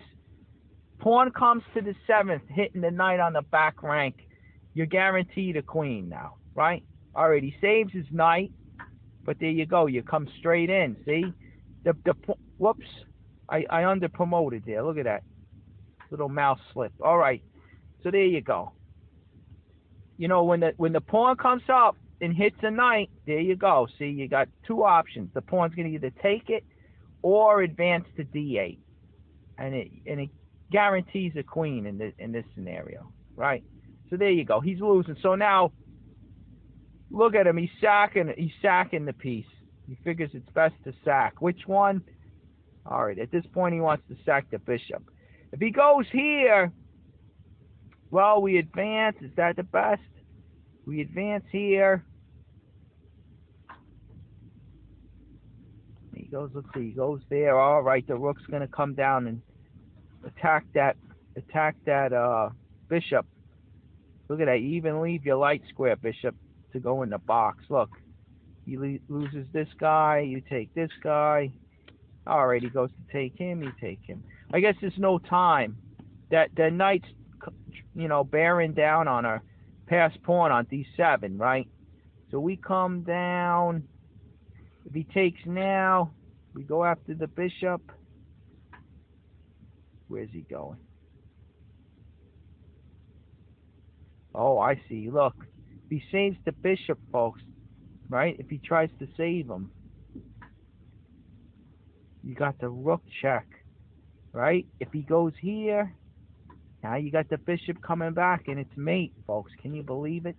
Look at that one. I didn't uncover that when I was going over this. I'll tell you, the more I do this, the more, little things you mine out of the position. The little gold, Beautiful tactics. Look at this. Okay, so let's say the bishop goes. Really, he can't move him. I guess no matter where he goes, right? Doesn't matter. This is the move on the light squares. All right, same scenario. Okay, so he can't move the bishop. The bishop is stuck. Look, he's trying to move his king out of that mate, right? All right, he takes there. Now look at this. So then he's gonna come up. We can check him. He's gonna take on G3. Because if he goes there,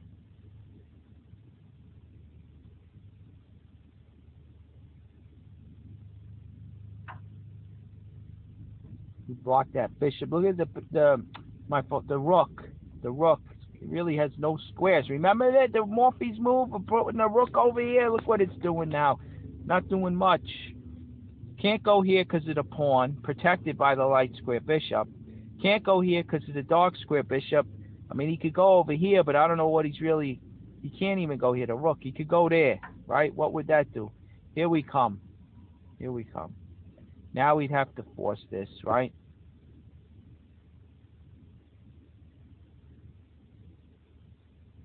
What's the threat? Let's even look. Let's see here. Get the of course, the bishop can check. Now that he can't, now the king can't come to G4. The rook took control of that square. The rook takes control of G4. See that? So now the bishop checks. He's in a mating net, the black king. So he'd have to give up the rook, and there you go, right? There you go. It's all over. He could do nothing. Right, we got the okay, the knight's blocking this, right? So, all right, here we go. We'll get our queen, right? All right, now the knight moves to block a queen coming in over here, right? The queen promoting, so the knight could leap to G4 to block, right? There you go. And you could even get him this way, right? Else, you don't even have to promote. I think you get him this way, right? Oh, he blocks with this one, and then you get him. Right? There you go. All right. Beautiful stuff, right? So this is the trouble Black gets in now. He can get in. He goes here. Anderson should have threw the pawn up to D5, discovered check, right? And we just looked at if the king goes up. So anyway, you want the king to try to help out over here. You saw all the trouble, right? Well, here comes the pawn. Okay, and there you go. What's he going to do, folks? Now, if he backs up this way, you hit the knight, you're going to win the piece, right? You're going to win the knight. Now, if you try to save the knight like this, you get your queen. This is what I'm talking about. Again, another example. Okay, so you're either going to win a piece or you're going to get your queen. Now, he could go back here to stop the promotion, but there you go. You win your piece, right? So, all right, he takes back, he gets you back, but you're up a piece now. You won the knight. Okay, the knight for a pawn, right? So then you got the bishop pair still. You're easily winning that one. Now, that's if he goes back to b8, right? Thought he tried this. And you look, you're just going out. Now, look at the king. The king has no squares, folks. The black king is in a mating net. You notice the two bishops and now this pawn on d6. See that? Taking away e7. So look at this. He's coming down to take. He's going to take with a check, right? Here we go. Take with check. All right. He blocks. Sorry. He blocks with which guy? Which one you want to do? All right. This one. Okay. See, now he's on. Let's see. If we take with check, he takes back. Could be bishops of opposite color, right? If we do this. He doesn't even have to take there. He could take this one. Actually, look at this. Not bishops of opposite color. What am I thinking? Like if he takes this way. Okay, now we say we trade, right? Now it's bishops of opposite color. There you go. You gotta do it right. But this is no good now. I don't know, folks. This may be a draw. This may be a draw. It's going to be real hard because black blocks on the dark squares and white controls the light squares. Who knows, right? Black's got this guy now. Protected pass pawn. All right. So anyway, even then, you don't have to make it hard for yourself, right? You take with check. He blocks with the knight. Oh, okay, you take over here. Look at this one. Okay, if he takes, the obvious, look who's coming down. Now it's the C pawn coming down. All right, you take that guy while you can. They trade, right? And look at this. We're going in. We're going in on the light squares, folks. He's got nothing. He can't do anything. This guy helpless. Can't do a thing. We're coming down to C8 promotion. Oh, look at this. We'll do it in grand style. We'll get both of them down there. See how it works? All right, give me my queen. All right, he chops him off. All right, so we basically just win the bishop now. There he goes. He goes there. We fork him and this pawn over here. Okay, you want to take that one. We'll fork him this way again and get this one now. All right, so it's easy. Easy peasy. We got that one under control, right? So, I mean, this was what Anderson should have played. He set it up, folks. He set it up. He had it. You know, he had it right here. You know, discover check, d5. What else? Did we look at everything? He goes there, you passed, attack the bishop. All right, so he was sacking one of these. Let's say he sacks the bishop. All right, he gets 2 pawns for it. But, you know, we're up the piece for 2 pawns. And we have the bishop pair. So, what's this about? Let's even see. I'm not sure. He wants to come down with a check. We come up. He attacks the light squibbage. Now, these bishops are going to be tough. Basically, the 2 bishops can handle that rook. And the rook, you know, is stronger than the knight. Now, maybe the knight would want to post up strong on the light squares. But you know, that light square bishop could easily just, you know, trade off a well-posted knight. All right, let's see what happens here. This is interesting. The knight supporting. Okay, here we go. All right, would he want to push there? He's just giving it up. Let's see. We take. They trade. Okay. So he gives up a pawn to force a trade. Man, white's up the bishop, right? He's up +3 and change. Here we go.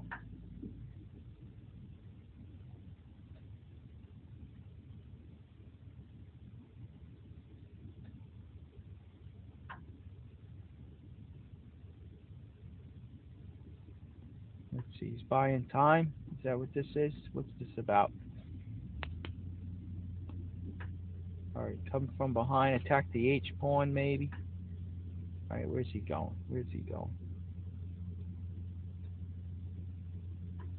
Okay, now we're attacking. You want your rook behind the pawn, you know, the passed pawn, whether it's your own or it's the enemy. You want it behind. That's a golden rule, all right? Here we go. Now we got the outpost right there. Nice. No one could get that bishop out of there except except this rook. But you know he's not going to want to give him up. So there you go. Why now can't we just take over here? Let's see. Am I missing something? What's this do? Oh, okay. He's gonna win the 8. He moved over here. He can't check from B2, so he moved here so he could check from A2, and he's gonna win my H pawn. All right. So really, what Black's goal is to capture these pawns and then trade rooks. You know, if he can you know, get the pawns off the board, then you know, White can't checkmate Black with just the bishop. So he's fighting on. All right. So now this makes sense. That's why he gets that off of the H2 square. So there's none of this shenanigans, right? So okay, what's he do now? Look at this. He pushes, huh? He pushes. Just gives it up. I guess he's got nothing better. We attack this guy. We attack the F pawn. He checks. We block. All right. So he goes back. There we go. And then we're gonna go after the H pawn. Right there you go. You know, you get it done slow, but it's still winning, folks. Here we go. Now we gotta pass the H pawn. Now he's helpless.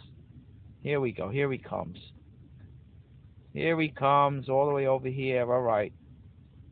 I check him over. Which way you going? This way. Look at that. Now the rook blocks him out, folks. See the technique? This guy can't get over to stop the pawn. Now the rook's got to get attacks, gets behind, right? Well, I would think he would go there, but okay. I guess that loses. Why does this lose? Already checks. If he goes here to stay in contact so that this guy can't move up, right? Then comes the bishop check, and then he moves over. Now we got it up. And you see what's coming next, folks? All right, he throws in a measly check, right? Here he goes, right? He's got no answer. Well, what's he doing? Right? Oh, which way he wants to go. It doesn't matter where this king goes. He goes here. You're just going to give the check, and now the rook supports the pawn coming up. See that? All right, so he gives him up. Goodbye. All over. There you go. Easy win, right? Easy win at this point. You know, I like going through the technique because I'm learning myself at times. I wonder how you're going to get it done, you know. There's a good example. Very, very pretty endgame technique.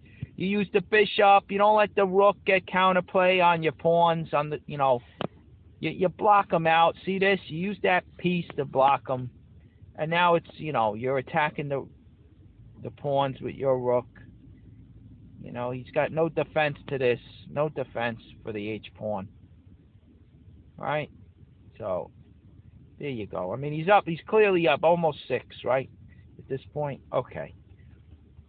So, there you go. Right now, how did we get here? I don't even remember. But the point was, I remember the 2 bishops. The D5 check, right? Discovered check, folks. Beautiful. Right there. Okay, wait. My fault. That's how he should have continued. Here comes the king coming up, right? D5, discovered check. Look at all the beautiful tactics that were involved to get the win, right? I mean, this was it. Morphy's goose was cooked right here. He had no answer, okay? What does Anderson do, folks? Okay. Anderson takes this pawn over here, and then this was a question mark. It's like, what? You had it set up, my friend. Look. Just to look at the bishops, see? The 2 bishops, folks, the 2 bishops. Look at this. Dangerous. Where's this king? Look, that's why Morphy comes up. He's got no squares to go to. He comes up so he could either go here or here, right? He's got running room now. So, Anderson takes.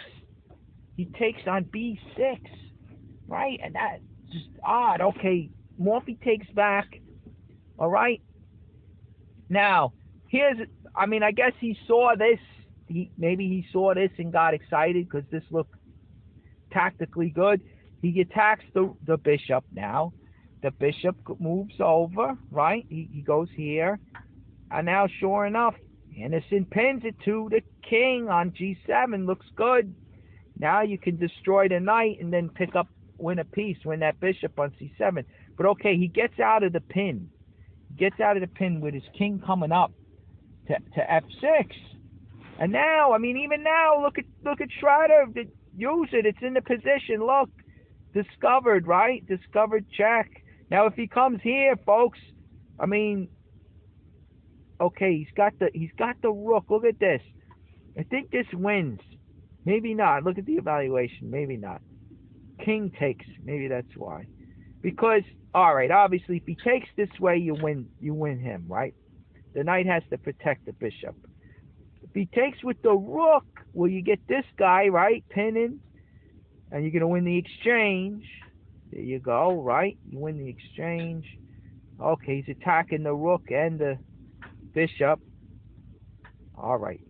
Stay in contact with your piece so you don't lose it. All right, there you go. And there you are. You're up, you're up. You're down a pawn, but you got the exchange. It's a matter of time. You look at that H pawn over there. It doesn't look like it's going to last long. I don't think he could, I see he's going to maybe block. He's going to block with the bishop, see? All right, we put the pressure on him. He's coming down. King could get there in time, right? There you go. He gets there in time. This guy saves this guy for now. All right, now the F pawn's in trouble. Look, folks, the F pawn, that was the Achilles heel, right? No one could help that guy. All right, he wins him. It's pretty much. Look at this. The rook gets back just in time. Gee, there's the bishop taking out this square for the king. All right, rook could come back though. He's gonna lend support, but you got the king there. All right, he goes in to win. To at least win the exchange back. See that? For a pawn. And that's all white needs. Here we go. Look at this. He comes over here.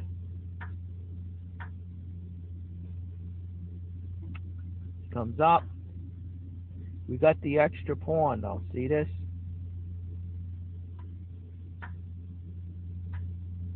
Here we go. There we go. We win him. See that? Nothing he can do. With the extra pawn too, if you wanted me, you could maybe just you go here. You keep the black king from coming into the position. But you won it already. You won it, right? He goes there. Nah. You advance. There you go. You advance, and now he's got to back off, right? The pawn covers f5, so now he has no chance of protecting that pawn. And there you go, right? You get him that way. Look at that. There you go. These king and pawn end games, they're really something else.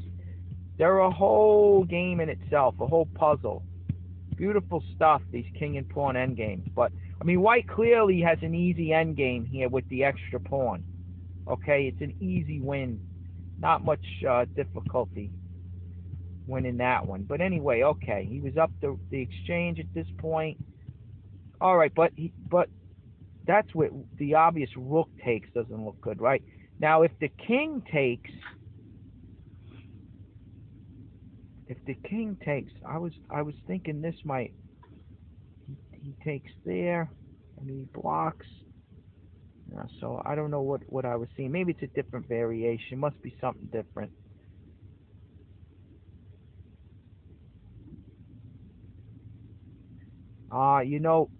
One thing that's going on in this position too is the rook is running out of squares, folks. He's running out of places to go. But there's also this. What if he attacks the knight? I guess he can. I guess black survives. Let's just call it that. Look at the evaluation. Black survives this point. You're going to see some interesting stuff, though, with this rook on h6 still, folks, and these bishops. Watch this. All right, so you got the rook coming down, king up. All right, the pawn coming up might not be so hot, but let's see. Shredder still likes it, right, at this point. I guess advancing, if you go here, not to advance to d6. Not a good idea. You're going to go here with the idea of attacking that C pawn. See that? Let's see.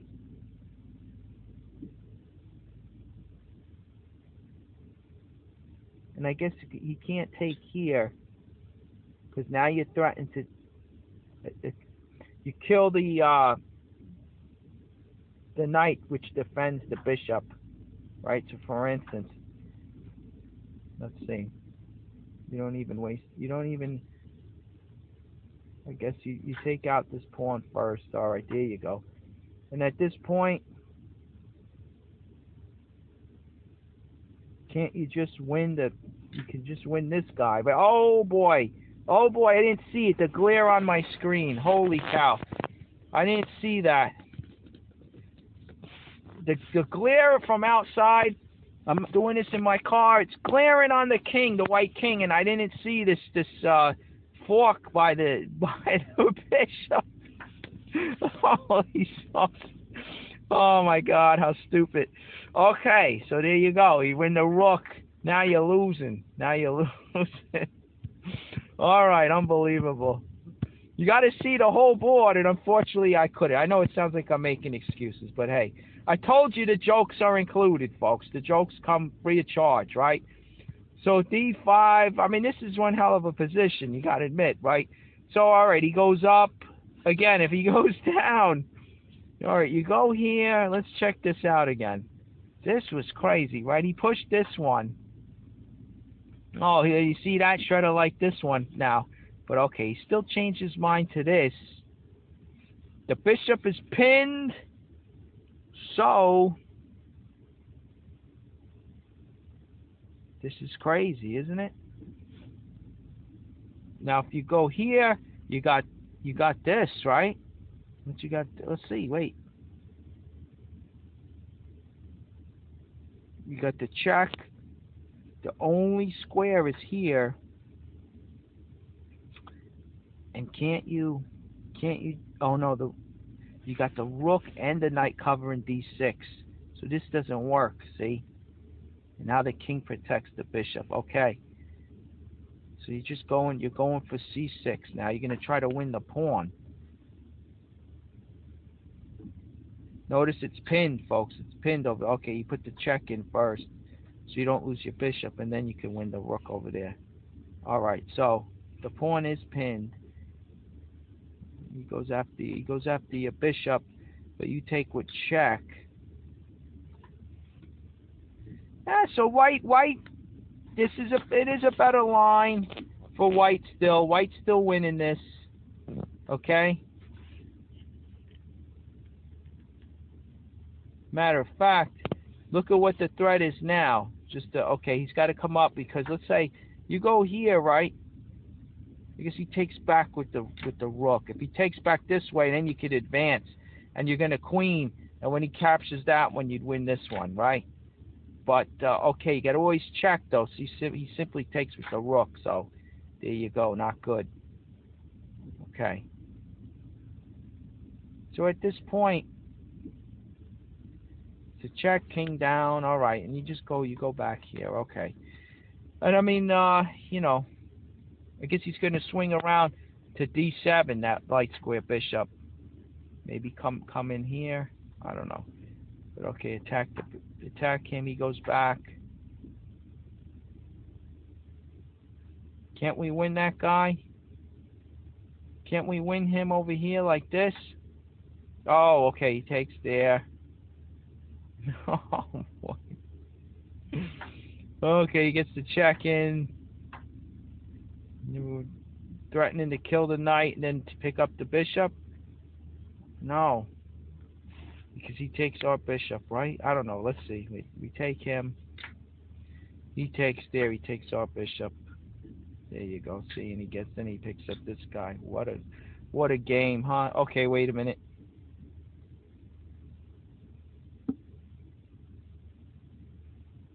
He could come down and defend this, can he? There he goes. He goes to C7. All right, you're going to pick up this one? Can he go here? Oh, okay, there you go. All right, no way. Okay, just trade him off. There you go. You win this guy. You're up. You're up easy. There you go. Right? So easy.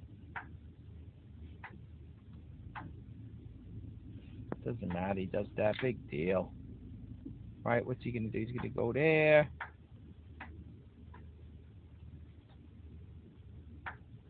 If he tries to continue to block, you just move up. See that? Without check. That's how you want it. Without checks, and then you move up. See, and you queen next. But, let's see. What did Shredder... I mean, this is all over. Why do we even have to go over it, right? I know you're trying to be thorough here. But anyway, you got it in the bag, right? You got it in the bag at that point. So, all right. Some lines I didn't even go over. That's why I'm had a few bloopers in there. But you can see if you watch the evaluation, White's got the edge here with this D5.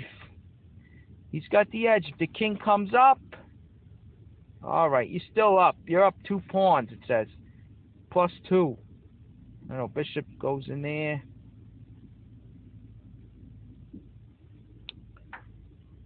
All right, there you go. You know, it's still a fight, but I think White has the edge there. Right, all right, so we go back, okay? Here we go. Anderson comes down. Morphy with the king up. And now Anderson puts the bishop on b4. Bishop to b4. Let me make sure that's move 40, right?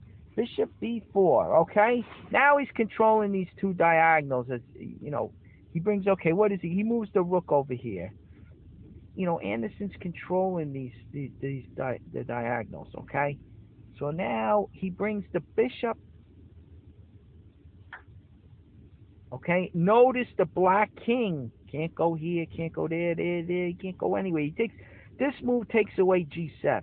See, takes away g7. Now the rook can't come down to boot him out of there because the other guy.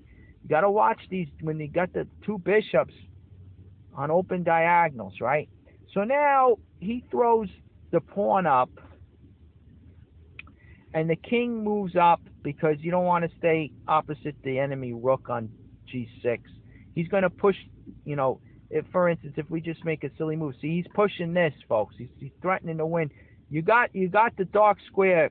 You got the dark square bishop too over here. See this? So you know they're bearing down. So what you don't want to have that g pawn pinned. So what he does is on after h5, Morphy moves his king not to f1 but to f2, just to get it off the this file. Okay, and sure enough, here comes pawn to h4. Okay. According to Jay Lowenthal, if you take that move back, he suggests rook to g4 would at least have drawn the game, for if bishop to e2, then rook to g8, now he can harass that bishop out of there, see? Let's go back. Right now, in this position, the bishop, okay, the bishop on the light squares controls g8. So it keeps the rook from trying to get this guy out of there, you know? So instead of h4, Lowenthal is Jay Lowenthal is suggesting rook to g8. Okay, but White can reply. Not this. Keep the bishop over here. Rook to a7. He's going to come up and harass. He's going to come here and then harass the pawn on c6, which really is impossible for black to defend. I mean, how does he do it, folks? He can't. And the reason why White moves the rook, obviously, if he wants to go directly and attack it, well, the bishop's covering it, right? Clear to see. So he moves here with the idea of coming to a6 to attack this pawn. All right, so here we go. They give this. This is the line the old masters give, okay? Pawn to h4 now. Okay, here comes the rook.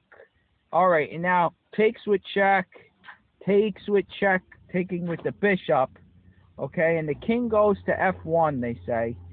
And now they have king over, because you see what's coming. There's no way to stop. Rook takes c6, check, right? So what black does is he moves over, and after the pawn the rook takes the pawn, check. Now that he moved over, he's got f6 to block with the knight.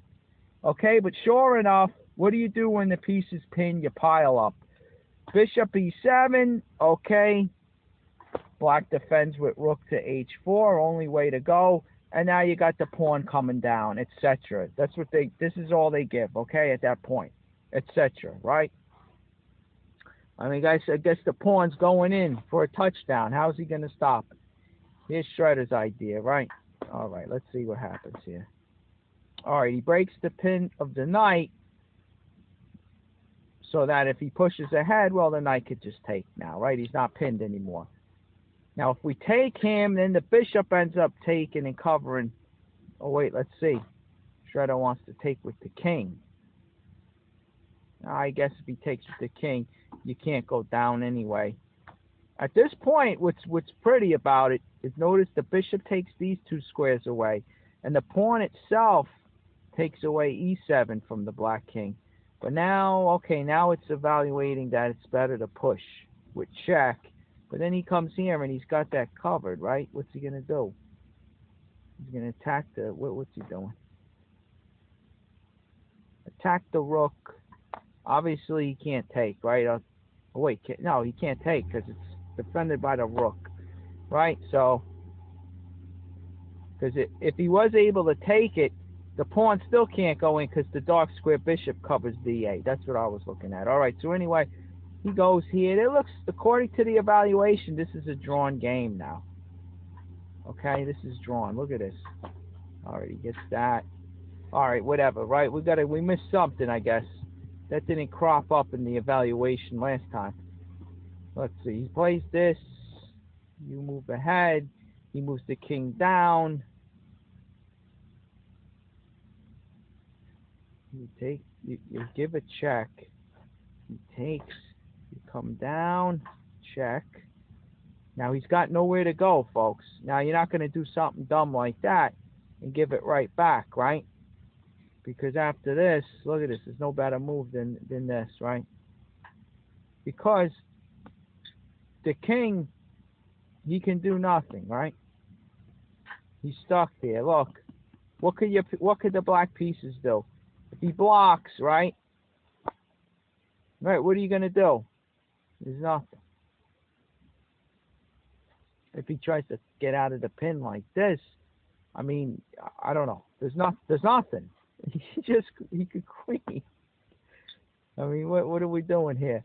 There's nothing for black. All right, so he's not going to do that. He steps out, and here comes the pawn, right? And now he sacks that guy. Oh, we're going to win the rook. Okay, here we go. King moves. See that? We skewer the king to win the rook, right? And there you go. And now we're up. Well, you're attacking the bishop. Okay. So it gives us time to now grab this pawn. All right, so now we're clearly winning.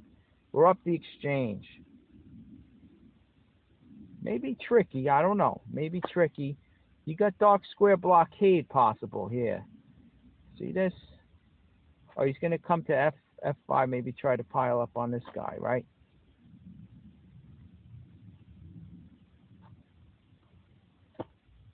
All right, keep the king trapped in the corner, in the side, right? On the H file. Keep him trapped. Look at this. Keep him trapped. All right, he comes up. All right, here comes the white monarch. He's coming. He's getting in the game now. He's going to come up. I guess not. Okay, he comes over here. Here we go. We put the pressure on him, right?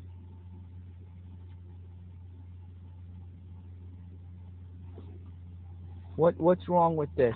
What's wrong with this? You just set up a discovery, I guess, right? And now you're going to take e4 with a discovered check. So there's nothing. There's nothing he can do. So they pile up. There they go. They pile up. I see. They pile up. What was his idea before this? Right, he brings the bishop there. We're going after e4. All right, here's a move for him. Discovered check. No good. Okay. He takes now, which makes sense because now with the king on h4, you pin the knight, you win the piece back, and there you go. This should be an easy win now. Rook against bishop with an extra pawn, right? Easy peasy. Okay, there's a way it could go. Who knows? Maybe if you let the engine run and it comes up with better defense, but you get the idea, right? White's in the driver's seat. He's under control. All right, he's got all the winning chances here. So, to show you, he goes to block, right? Morphy would block. Actually, this was in the line. Okay, right? This is in the line with Jay Lowenthal's rook to g4. Okay, so we're going back. Now we get to where, let's see, what move was this? Knight to f6 was number 47, right? Oh, yeah, and then it just ends with, let's see, wait. It just ends with, yeah, bishop to e7, piling on the pin piece, bishop h4, and then they just push the pawn and it says etc., right? Okay, so that would be that line. Now, again, if the knight doesn't come up to block, I mean, you know, you got to see, you see what's happening here. He's only got 2 squares, let's see, three squares to run to, right? If he goes here, well, now we check this way, right? Okay, now he puts him there, and he's just going to give up the piece, right? So that's losing, and he can't, he's just going to give up the piece. We set him up for a discovered check, right? There we go, look.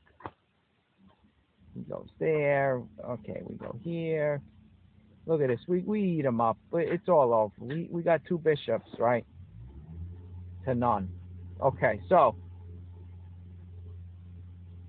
if he doesn't block with the knight, let's just say he moves, right? Well, where does he move to? He's only got this square, folks, right? There you go. Boom. Now he loses the rook. Right, oh, okay, the rook's pinned. Let's take the knight first. All right, now he has g4 to move to, but it's pretty much too late. There you go, right? Why not? Why not just take everything?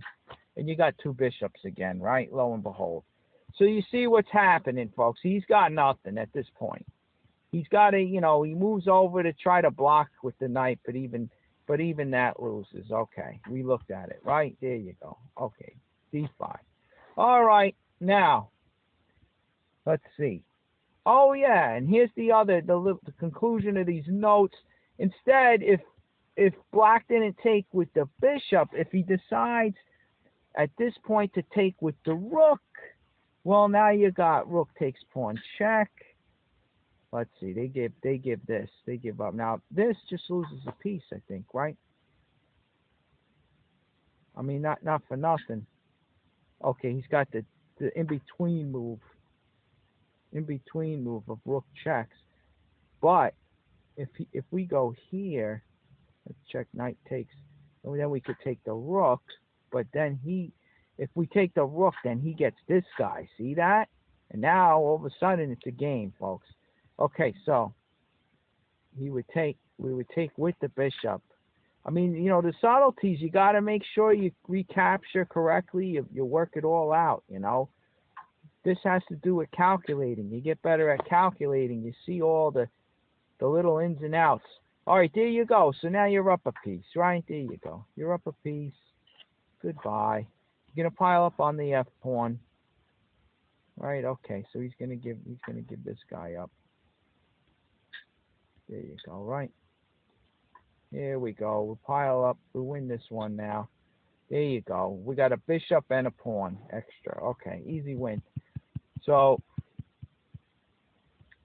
yeah, on the check, excuse me, on the check, the old masters give king to g5. You got the bishop check. He's running out of room. Here he goes, king up. All right, rook check.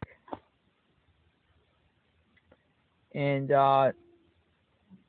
you know, you're winning a piece like this. See, what's he gonna do? Right? If he goes over here, look at this one though, folks. If he goes over here to try to, you know, help protect instead of losing a piece, right? This wouldn't win. The king protects the bishop now, right? But you got this move. Look at this.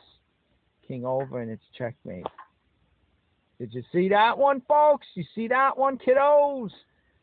There you go. Checkmate. Nice, right? And not to mention, look. On this, let's see. The king goes up, right?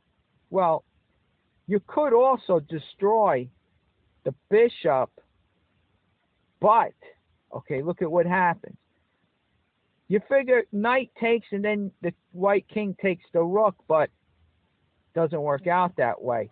He's got the in-between check. You got to watch out for those. See, king moves. Now he recaptures, and all of a sudden, he's up. He's up the exchange, right?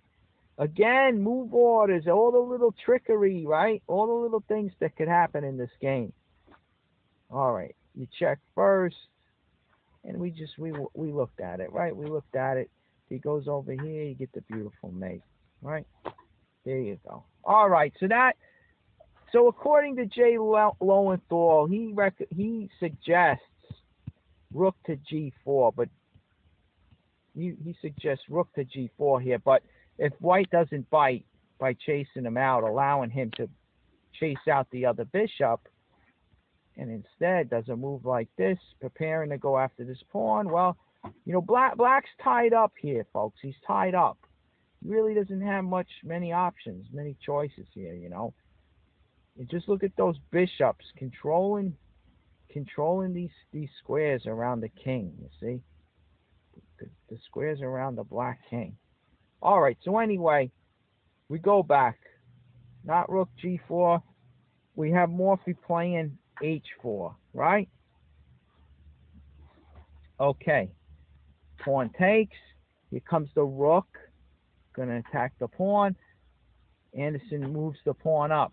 Morphy goes after the pawn. Get behind the pawn. Well, he's got h6. Now the bishop protects this.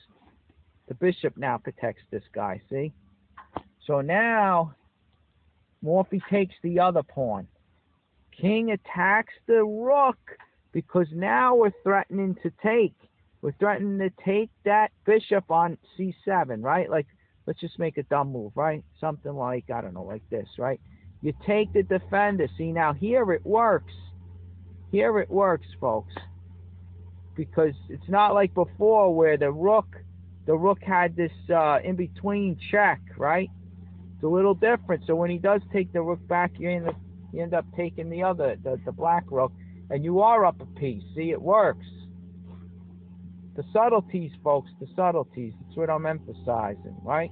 Okay, so that's the threat. With the king attacking the rook, okay, Morphy sees it. He draws the rook back right here, pressuring this pawn. But look at this. Anderson, bishop to f1. Go ahead, take the pawn. What's wrong with that, folks? Well, now, look at this. Look at this guy over here on h7. Look at him go. He's one move till touchdown, and now that the bishop's on f1, you can't get back here to stop him before he gets to h8 and queen, right? Boom. You see that? Anderson's tempting Morphy to grab that e-pawn. He's baiting him in. Go ahead, take that guy. Look, I'm not going to even defend him. Look. Look at this. He comes in at a king. King can't get in. Bishop on the dark squares, right? Look at him go. Can't do anything. The pawn queen's next. The knight can't get anywhere to help. The dark square bishop can't even get anywhere to help. See this? Unbelievable move. All right. Beautiful. This is what you got to look for. The impossible. You look for the impossible. You know, did Morphy see this coming? Nah, maybe he did. I don't know.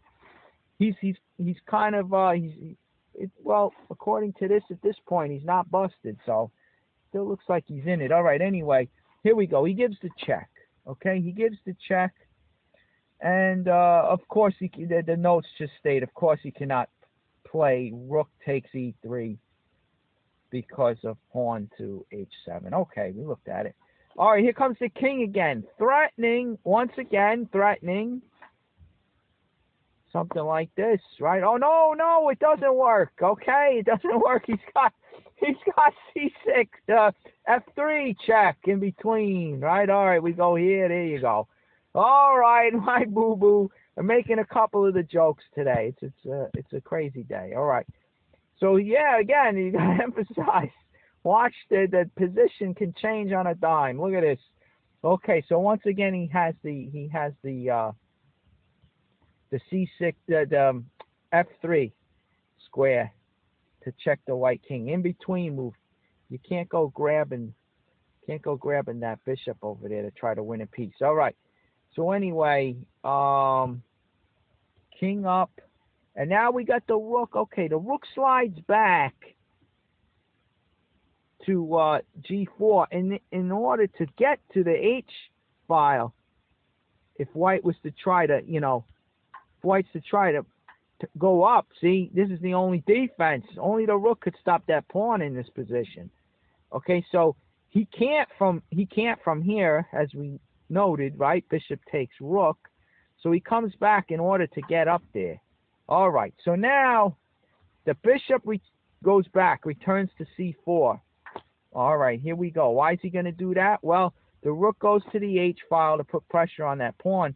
So now he can't step up. But look at this.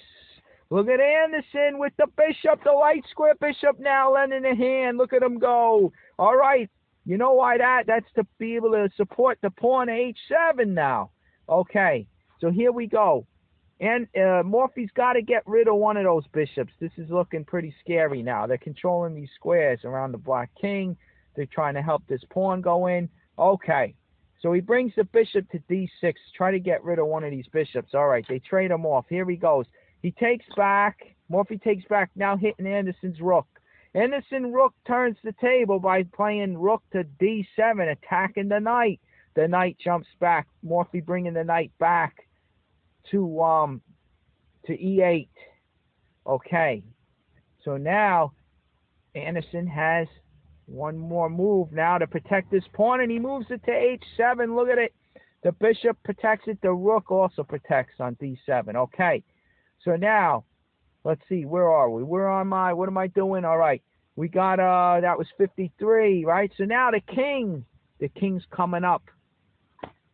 g5. Morphy with an aggressive king. He's going to push f4. Here he goes. Look at this. He attacks the knight.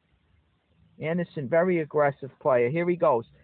Morphy moving the knight to d6, right? And here's Anderson, relentless. He goes after the knight now. The knight moves up to c4, and lo and behold, there you go. Anderson, he nabs a pawn, okay, and attacks the knight. Morphy on the offensive, okay? He's got to apply pressure himself somehow to hang in there, right? Now he's down a pawn. He brings the knight into action over here. Okay. Anderson attacking the knight. Relentless, right? He's pressuring Morphy. Here comes Morphy's answer. He checks the king for the time being, okay, and protects his knight. Okay, Anderson with the king to d1. All right, and now we got a pressure moment, folks. Pressure moment. Here it is. All right, so here the question is, should the knight go to f1 or to f3? Well, Morphy chose knight to f3. But let's look at this deep analysis. If black had gone to f1, could he have put up a better fight? Now, let's look at it. There's a lot to it. Would black have done better with knight to f1, the old masters ask. The following moves have been agreed as best. Well, Shredder finds the first one. You're right, you're protecting e3. The knight's hitting it. Okay.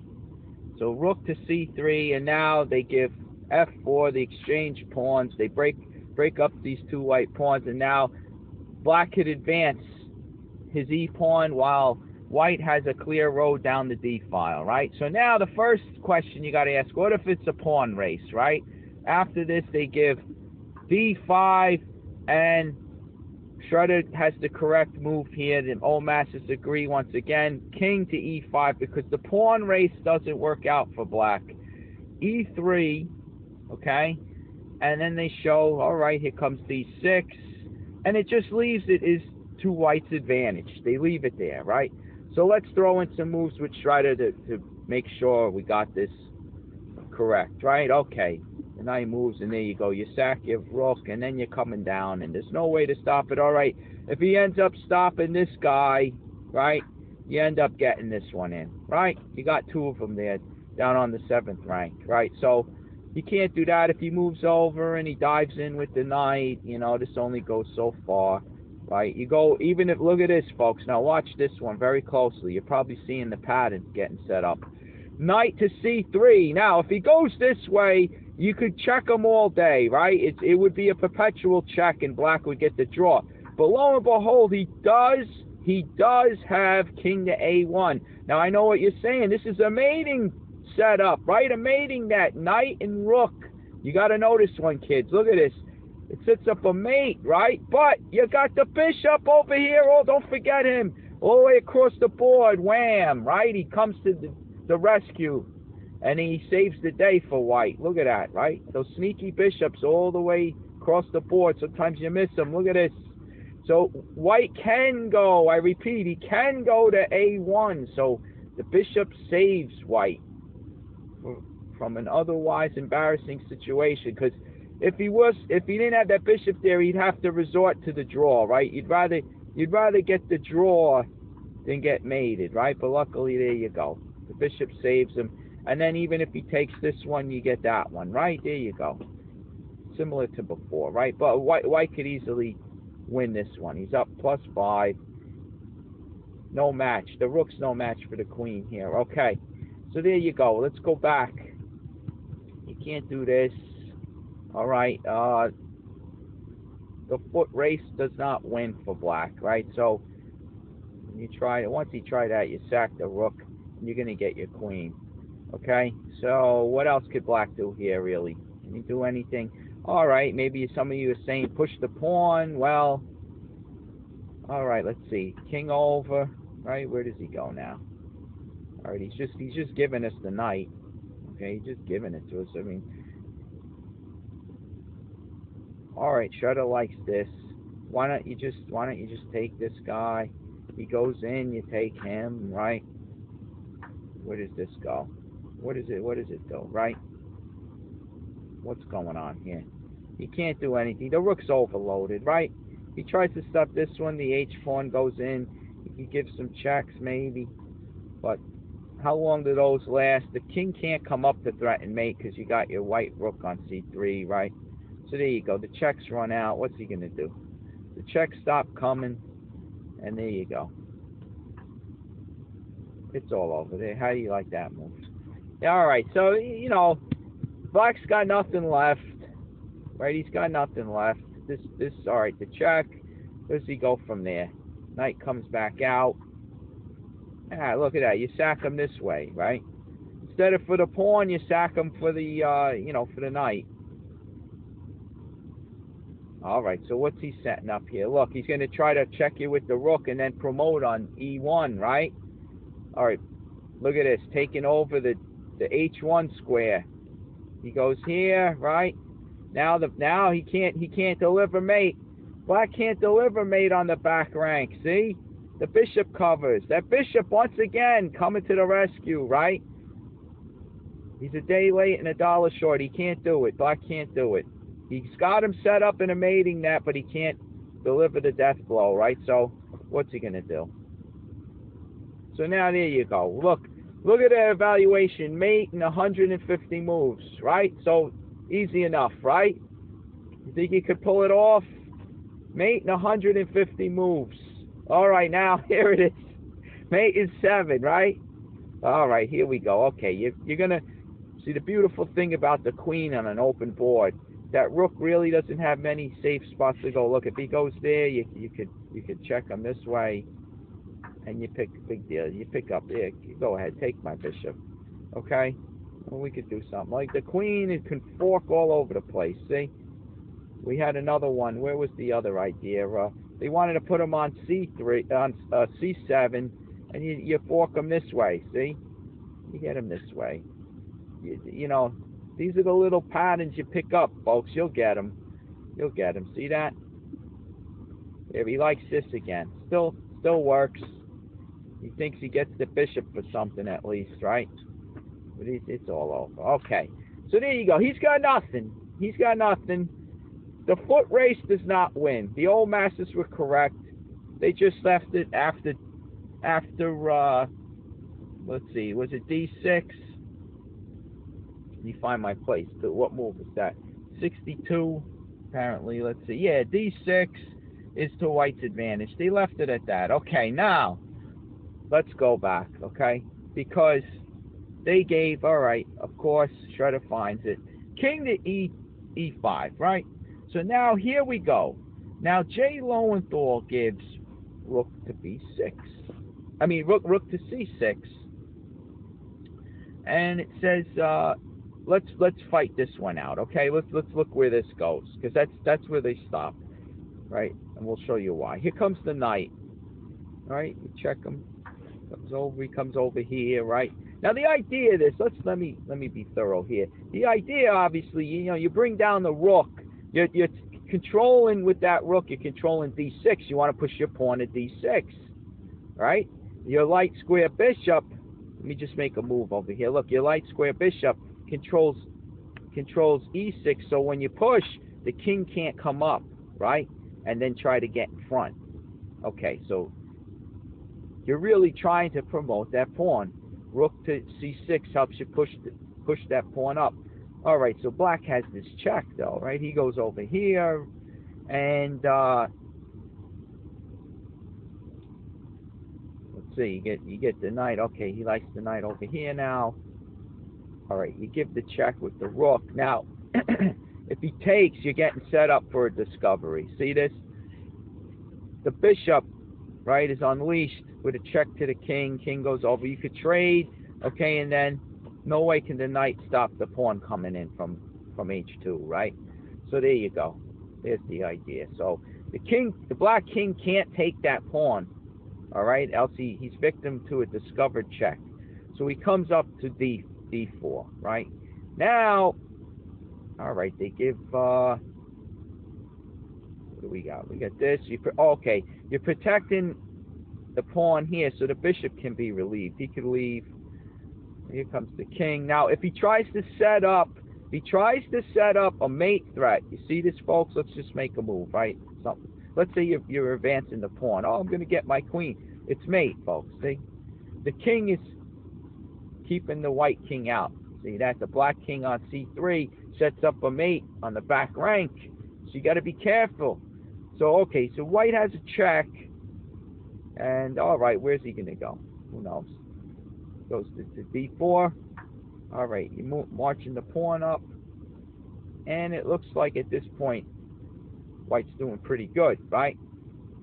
So we see the evaluation, +3, over +3.5, right? So to try to set up a mate threat doesn't work. It gives white time to actually, push the pawn up another move. He could take over d7, but there you go. Now you just won the knight for nothing, right? If he tries this again, all right, you could move the king. You could give the check, I guess, right? You're up easy at this point. All right, but black doesn't have to try to set up that mate threat on c3 with the king, right? He could come up. All right, he comes up, and you give a check here, I guess, and now he gets in front of the pawn. And look at the evaluation. It looks like black hangs in there, folks. It looks like a pretty tough fight. Yeah, you got this guy coming down too. All right, let's see. Give the check. All right, you get a similar thing, but now the king's on this side, right? So he's in front of that pawn. He's in front of the d pawn, the black king, and you got the rook still pressuring the h pawn, covering h8, so that one can't queen. It looks like a pretty tough fight. Maybe white could pull it out, right? But white has better. This is the point, okay? White has better than this. So we go back. It looks like black can hang in there, make it a fight, Mistakes can happen. So this move over here, rook to c6 is not really the best, okay? That's what Jay Lowenthal gave. But now we can investigate what Morphy had suggested. Okay, his idea. Okay, watch this. Pawn push. Remember, the king foot race doesn't win. King's got to come up to try to stop this d pawn. Okay, and like we said, Jay Lowenthal recommended. Here, Shredder recommends c6. It might be a win there. It's going to be real tough, though. Who knows? Maybe black can hang in there. So Morphy has this idea. He says, go after the knight. Go after the knight. This is better, according to Morphy, okay? Now the old masters give, and Morphy gives this analysis, right? He goes, king over to e1, and now you got knight to e7 like Shredder finds. Now, here's another idea that black could slip up, right? He tries to protect the knight and set up a discovered check by playing rook to h1. Well, now the king comes up, okay? The king comes up to f2, and what he's threatening to, let's just make a dumb move anywhere, right? He's threatening to fork the rook and the knight, the two of them, you see? Because now the rook could only protect from here, and obviously the white king takes him. So no matter where he goes, even if he gives the check, he loses the knight, and he loses the game, right? So this is the threat that's being set up by a simple king move, f2, right? The king is a powerful piece in the endgame, all right? Don't forget it. So now, here you go. What do they give? Well, the old masters, Roxy himself, gives, not recommends, but he's proving that this line loses for black. They give e3 as a check. Okay, now the king forks the two pieces. Well, now they go in with e2, so the knight's supported, but you lose your rook. But then you get your, you promote your queen. But look at this, folks. White's got a promotion with check. The king's on e5, right? So now it's a check. Okay, king up. Here you go. You give the check, right? The bishop. Now they're all getting in the fun. You got only two moves, right? All right, you take this guy. Here you go. You give the check. Now he's forced back to the d file, right?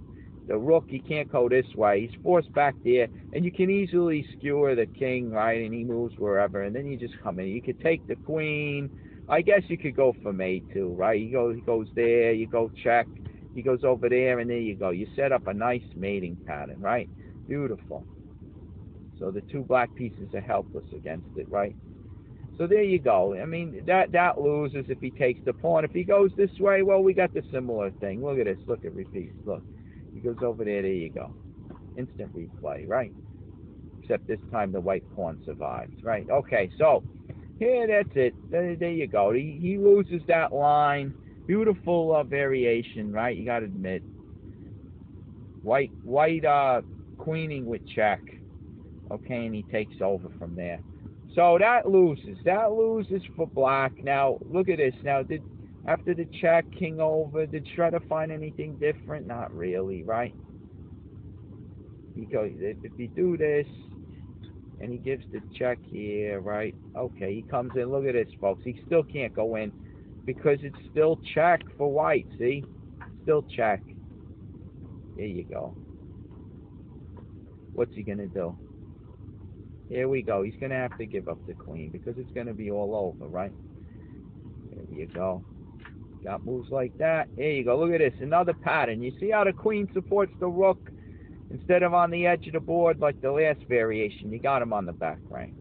All right, there you go. So another way to do it. So there's really nothing. What was this other nonsense move? The chariot. He's going to sack. At this point, you do this. It's just desperation, right? There's nothing left. There's nothing left. Look, you could have some. You can't do that. You can't have the fun doing that because then he takes, right? You just blew the game. All right, make sure you don't move too quick. I'm trying to get. We got a lot to go over, so I told you there'll be some jokes still thrown in there. I'm trying to make the moves quick. All right, so there you go. And he's got him. He's got the knight trapped even, right? Let's see. Yeah, you trapped the knight. Look at that. You trapped the knight. Where's he going to go? He's got no squares. The rook's going to come to h3 next and gobble up the knight. So he just, he's got nowhere to go. If he threatens, look, if he threatens the bishop, right? You can be greedy, right? You're covering this guy, right? So you pull him back. All right, now he's going to support the knight coming out. Big deal. So you trade him over here, right? You look at that. You pin him. Why not? You take him. You're up the whole rook, right? All right, you be greedy. You pin him and then you win him, right? All right, that's the correct way to do it. Okay. But there you go, right? He's a goner. The knight, all this, it's all pointless. If he gives the check, let's see. If he gives the check, you gobble up the knight. He gives a check here, big deal. He goes after your rook. Look at this. You don't even save your rook. He's not even worth it, huh, folks? Pretty crazy. Let's see. He takes. You're one move away now. Now what could he do? His microchip is overloaded, right? What could he figure out? Gives the check. All right, he takes that threat, that pawn down there. All right, here he goes. He wants to do it this way. There you go. Nothing he can do. And your queen. Right? You got this one in the bag. All right, so there you go. So, king over, rook down does not work. There's nothing to it, folks. So, he brings the knight over here, right? Try to find the move. The old masters put it in there. Knight to D2. Knight to D2. And then you got, let's see, where are we? Okay. So at this point now, white brings the rook down to C6 to support that D-pawn push, right? Controlling D6. And now, okay, I'm going to give you what the old masters give, all right? What Morphy gives here. They give knight to F3 check, okay? And at this point, let me make sure now, blah, blah, blah. Right, the check on F3, the king goes this way, all right? They give him going to D1, and then the knight leaps over here, okay? And he's coming around to try to help the king. Here comes the D6 move. That's what rook to C6 is all about. And here, strange to say, Morphy does not give the natural reply, knight takes pawn, okay? But only pawn to E3. Continuing rook check, right? Well, now he wins the knight over there. See that? Black gets the D pawn, but white wins the knight. And basically, there you go. I mean, they give this. This is the moves they give. King to E7. Here you got the rook. The rook check. King comes down. He's trying to stop that H pawn, helping the rook out. But look at this maneuver. Now the rook goes over here. This is how they do it. Rook to A7.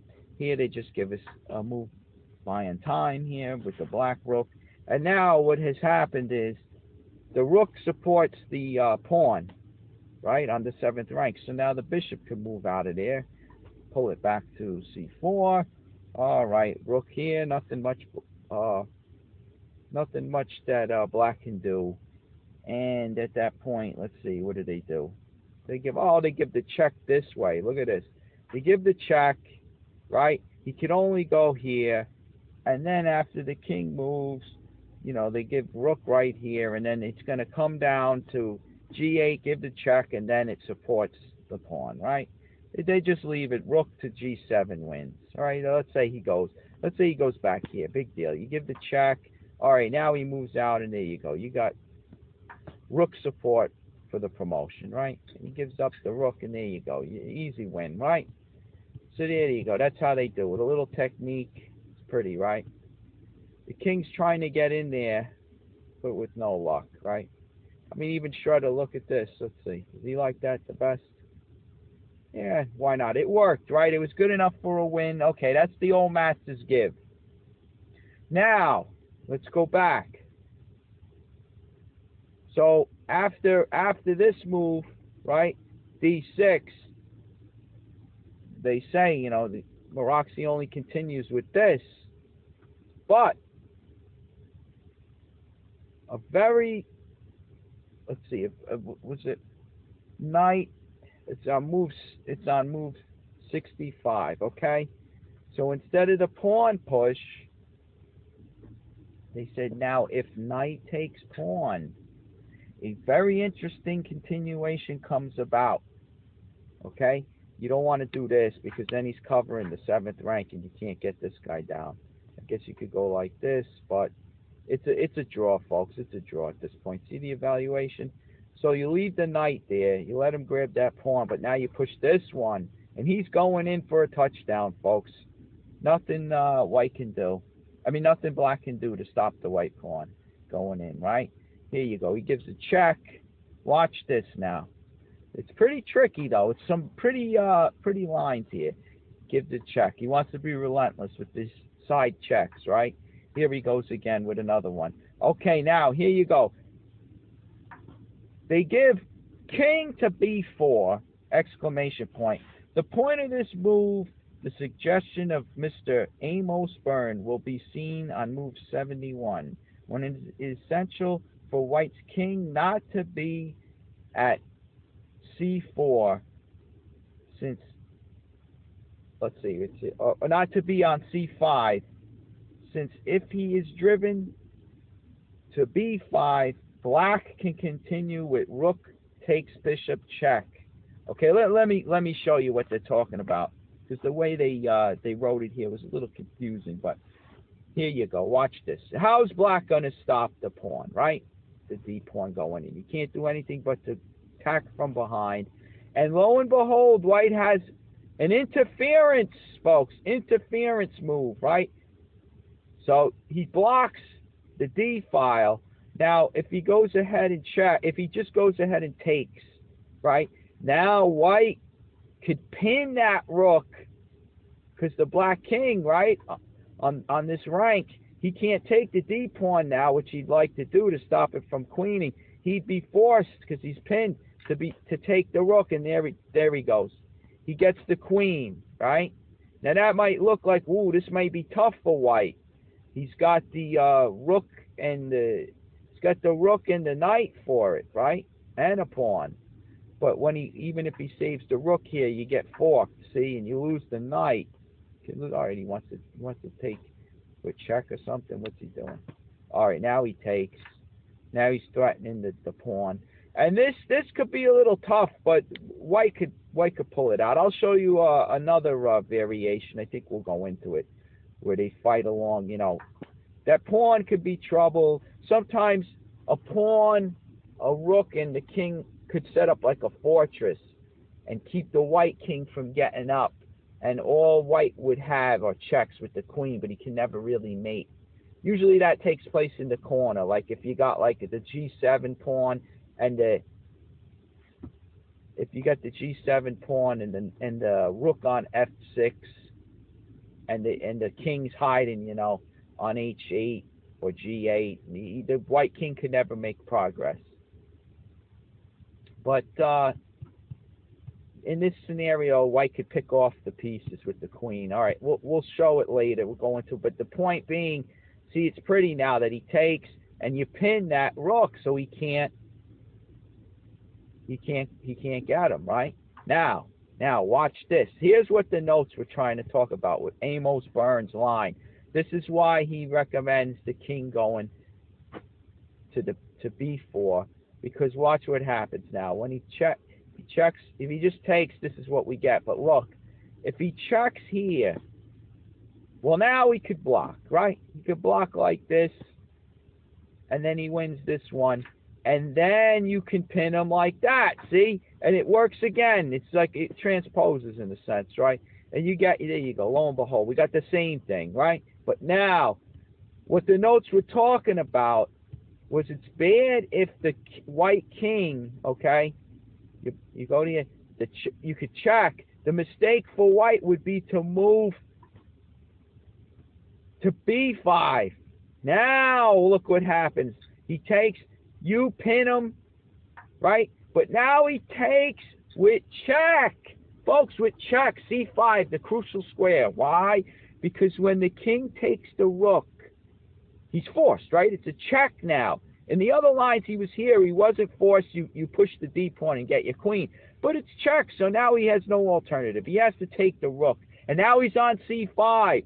And why is that crucial? Well, here comes the knight, right, attacking the pawn, trying to win the pawn. If the king comes up, you just sack it, right? Who cares? And then your pawn goes in and you win, right? You promote your pawn. So he can't protect it. He dives in with the queen. I got my queen. But look, folks, the knight fork. The knight fork comes to the rescue for black. Look at this. Because the king is on c5. The pawn promotes on d8. It just so happens that it just fits perfectly into the puzzle for the black knight. And there you go. And now black wins again in this line. See that? So that's the whole idea. This was a very, very pretty line. You know, if you pull something off like this, forget about it. I'd rather get this than even win the tournament, I think. I'm an artist, folks. I'm an artist, however you say it, right? I like the beauty of chess. You know, who really cares about the material gain of money, right? We all know chess material is very important, right? The material rule, right? The golden rule. Whoever has the material rules, right? But you know, that isn't always the case in chess.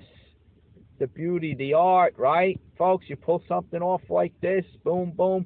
There you go, wham! You get hit with this. Forget it. It's like winning the tournament to me. You paint it beautiful. It's like painting a Rembrandt. You know. Look at this picture, folks. Worth 1,000 right words. All right, so let's go back. So anyway, okay. Now the funny thing about all this stuff. Okay, here we go. So they give after the checks. All right, the B4. Right now, let me see where we go here. What did they do? Okay, so they said, let's see. Yeah, there you go. And they give, okay, so on this move, right, the block, you block with the rook here. You don't move up. You block with the rook. He takes there. Now you pin. Now he takes. Okay, so now they're saying he queens, and the end of notes, I'm kind of repeating myself, but here we go, to be thorough. Okay, if black plays, if black plays rook here, leaving his knight to be taken, white's win requires proving, right? So let's say, okay, let's follow Shredder. He checks from here. He likes the diagonal check. I guess because now when he takes the knight, he takes with check, right? So he stays in control with the initiative. And this can be tricky now. Let's see how it's done, all right? I'm not sure. I had to prove it to myself, but to tell you the truth, I can't remember the maneuvers. This is tough. This takes master technique right here. So now okay, the rook is trying to keep the white king away, you know. And he maneuvers. I noticed the pattern sort of is to keep control of this little diagonal here. Okay? Obviously the pawn's not going to move up, right? Because then you hang your rook. King takes. So this guy he can't move in any way. I don't know if he moves up here, right? What's the idea here? Let's just stick with Shredder knowing the best. Right, here you go. Okay, now you give a check. Now the pawn is blocked, right? The pawn is blocked. Here you go. He gives the check. All right, here he comes. The white king comes around. We're doing it quick, so there might be better moves.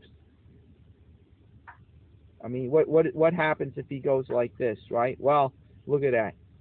You constantly got to watch these queen forks. See that? And there's the game, okay? So you got to limit black's choices. You got to set the booby traps ready to be sprung, you know? So, okay, he decides to go there. All right, now you separate the king from the pawn. All right, come down. You give him time to make a mistake. Where does he go? Where does he go with the rook? You got to always watch. Like, if he moves to squares, the queen could fork the king and rook. You got to always, black's got to be on alert. And that's what kind of ties him up and gives white chances to win this pawn and then win the game. Once he could win this pawn, right? So, all right, he goes there. All right, here he gives the check. All right, the king's in front of the pawn. But now look at this. You come up. I think the pawn's a dead duck now. Nothing he can do, right? The two are on it. The two white pieces are on it. He can't do this to save it because we control that square too. And there you go, right? What can he do? So now he moves. All right. We don't want to make the mistake of taking like that, right, folks? Look, he gets the draw. He pins your queen. There you go. Okay. Got to watch. Black has little tricks too. So white's got to watch. Okay, so now if he takes with the king, what happens? Guess nothing, right? All right, so he could get away grabbing him like that. There you go. All right, so how are we going to do this? Let's see. All right, he comes up. Check.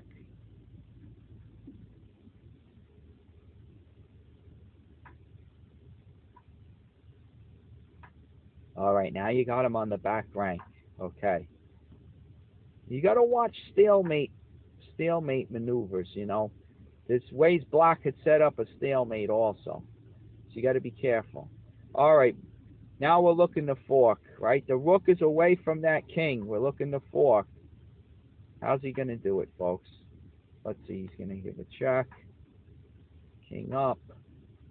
Up, there you go. He's got to come here.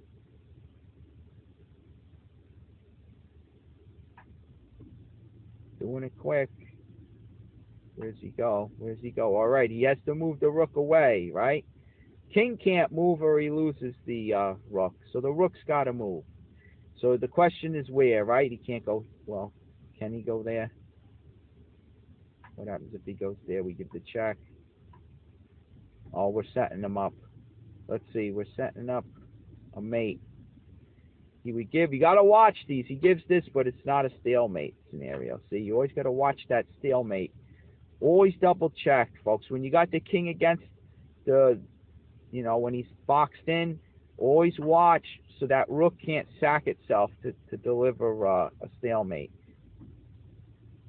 All right, look, you do this. He goes this way, and there you go. You got him there. All right, so now let's look at the other move, right? He's going to move the rook away. If he wants to move it away, now he could fall victim to the fork. Let's see, you can check there. Checks here. At this point, if he goes to the back rank, folks. Here's an example. Let's see. King comes up now. If the king comes up to try to set up a mate, black's got the rook over here to check, so it doesn't really do anything. So he attacks the rook. He goes back, protected by the king. Here we go. We check this point. He goes here. We check here. Goes down. Tricky, huh? It's a tricky, even I forget the technique here. There's a way of doing it. This is where the grandmaster shines, you know. The engine might not be able to see it as quickly. It's looking at so many options when the master just knows where to go, you know. The computer's trying to look at so many options to find the best one, but it looks like this may be it. Look. Goes this way, king up. The rook has no checks, right? No good ones. Looks like it's going to be over soon. He's sticking close to that king. Let's see what happens if he goes over here, right? If he goes over here,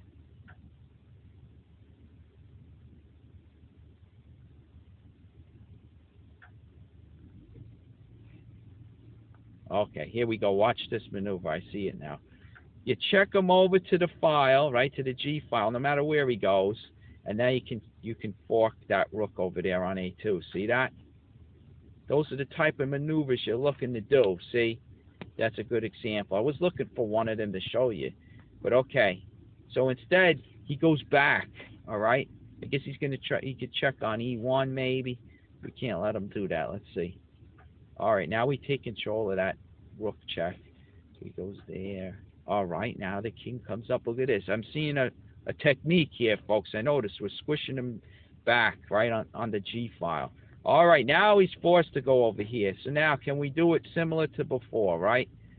Let's see. We give the check from here. If he moves on these two squares, right, either this one or this one, we could get him on the diagonal like this and get the fork. See that? And you win him down there. See that? Beautiful. All right. So his options are limited here. All right. Here we go. I see how he's going to do it now. So that leaves, if he goes here, you get him from this way, right? Same dark square diagonal. You get him over there, right? Now, that means he can't stay here. He's on the only other square, folks, is this. And it's similar to before. Look, we don't even have to do this. Look, we slide here. He's forced to the G file, right? And now he's on the dark diagonal. Look, we check from here.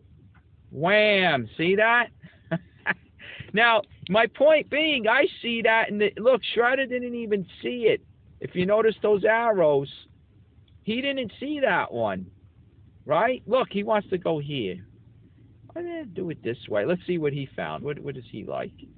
All right, I guess you can't go here, here, or here, else he falls victim to the fork, right? If he goes here, it's like before. We get him there. Boom. Right? And if he goes here, the only other square, we're kind of going back, right? Look, he did it this way then. Okay, now he's forced to the H file, and we get him like this on H8. All the way, yeah, check from here, right? I don't know, that's what I'm saying. The Grandmaster, you know, don't ever mistake these engines for a human, folks. You gotta, look, I'm doing what I can, you know, the resources that are available to me. We got Shredder, what is it, 2600 at full strength, okay, helping me out. But don't ever make the mistake of a good master, great master or grandmaster at your side. I mean, come on, they cut through the red tape, you know.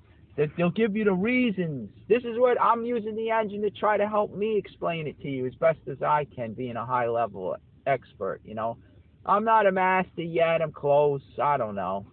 But around 2000 and change, maybe 2000, high 1900. Think of me like your uncle trying to start you on your way. That's how I approach this, you know. I figure to give those a start, you know, those who are getting into this game, some tips. I played in tournaments. I've done fairly well at the amateur level. But there you go. All right, let's go back. Enough of me, right? Who cares about me? So anyway, there you go. You pick off that rook. I told you, this is like an end game bonus, you know. I throw them in now and then. This is tough. This is queen versus rook's tough. It's a fight. And it's exactly how the notes ended. It said, white's win requires proving. Okay? It does. It's tough. Not easy. Especially for us that are learning the game. Lots of tricks and traps, you know. Lots of things to miss. So anyway, so interesting, beautiful line, very, you know, with this, there you go. You get your queen. Now, I got to go back, and I got to mention something. In the analysis, in doing this, there was, okay, let's see, we go up, here we go. Remember now, the king comes up. We're gonna liberate Jay Lowenthal a little here because he had this, right? He had this as possibly best, and we concluded that it's still a fight. White has a slight edge. It's still a fight. Black may be able to hang in there, right? Okay. And then they concluded that king over, Moroxy came up with this as being better for black. I mean, better for white. Sorry to confuse you. This is being better for white. And we just looked at what it led to with a queen versus rook endgame where it requires proving, but white has it. He has a win in his hand, right? So you would think. I'm going over this, right? Let's continue. The knight goes here, right? Then they play this move, right? There you go. And here Shredder finds. We looked at the knight giving the check, okay? King going this way, all right? But what happens now? I discovered this, and it knocked me for a loop because I'm looking and trying to figure, well, where's white's win? If they didn't, maybe they didn't go over this, they didn't see it, and it seems to give black. He's got to fight. He might even win this. He's got a slight edge here at this point because what ends up happening is if you push, now look, they set it up, folks. Boom, boom, boom. See that? The knight and rook. Look, this is a discovered check. The pawn going in with discovered check, and forget it. He takes over the game. Look at this. Now he forks. He could win the rook, but all right. He's gonna probably go for mate here. Right here we go. Yeah, there it is. Right then, boom, boom. Oh no, you can't do it there. Don't forget this guy. We've seen him in action, right? We've seen him in action. All right, so. There you go, right? He goes this way with it, and he gets the mate, right? The rook covers B2, the knight covers B3. All right, so this really knocked me for a loop. So I was looking and looking, you know, the rook coming down after this. I mean, it doesn't win. It doesn't. He goes over, right? That's the best they can do. Now the king starts coming up, making threats. Look, now it's a mate threat on the back rank, right? What could he do? He tries to stop it, right? He tries to stop that rook, but then he loses this, right? Now what do you got here, folks? What do you got? I don't even know anymore. It's I guess you could fight for the draw for white now, right? I don't know. So what do you do, right? It's a draw, folks. It looks like a draw. If anyone, black has the pawn, right? So I don't know. This is what's crazy, okay? Now, they didn't have computers back then like we do. And sure enough, you know, pawn to e3. Looks like we found a little mistake in Morphy's analysis in the old masters, coming up with that beautiful line at the end. You know, it's a shame where the queen fights the rook, you know, and white would have to prove it, but he's got to win, right? So black still could have fought on with this e3. Now, funny enough, okay, if he goes here, I mean, if he makes the mistake of doing this, we looked at it. We already looked at it, right? And white loses. Discovered check with the promotion.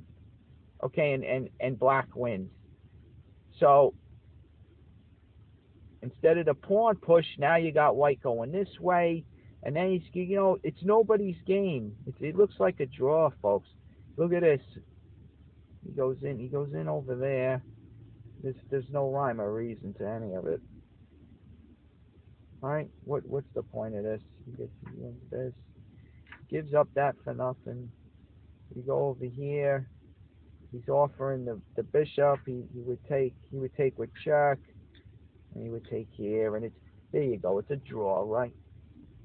So I don't know.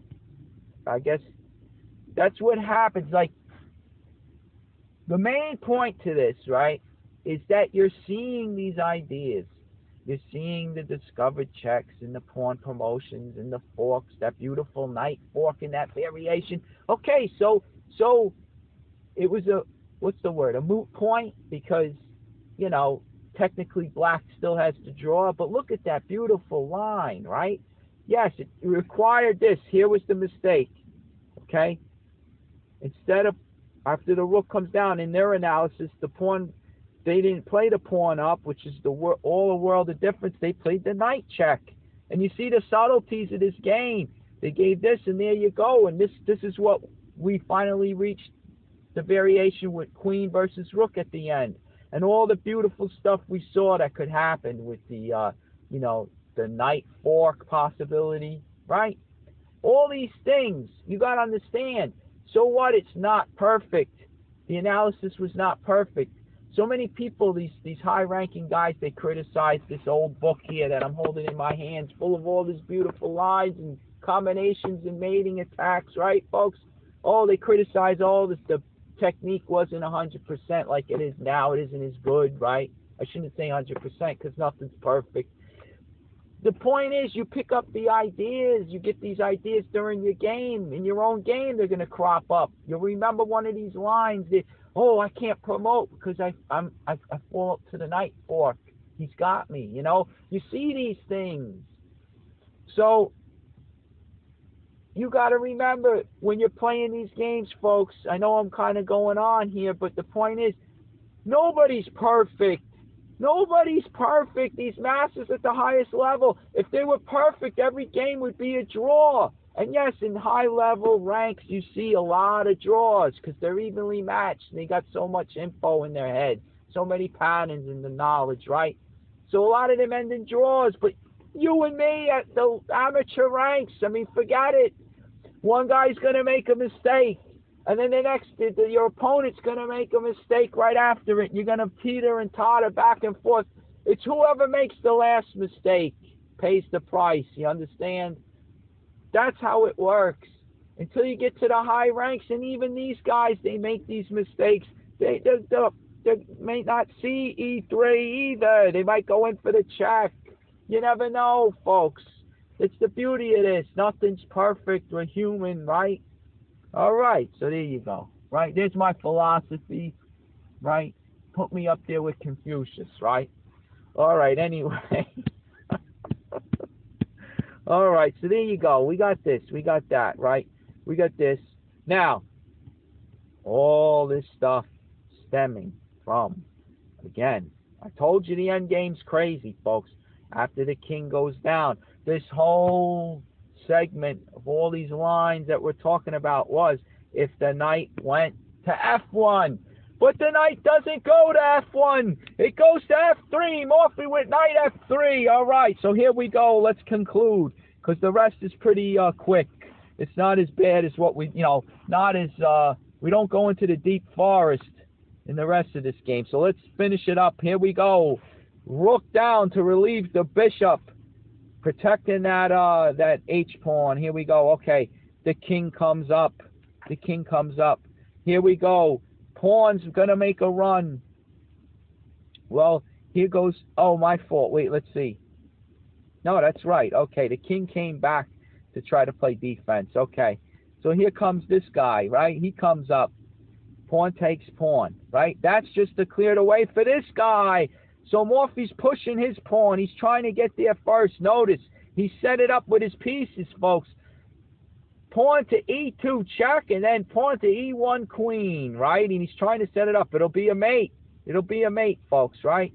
Or it'll be a discovered. Let's just do something dumb. There you go. All right, it's a discovered attack, right? Like we saw on the other line. There it is. Okay. If he's dumb enough to go here, right, it would be a mate. There you go, right? So, okay. So he's setting it up, folks.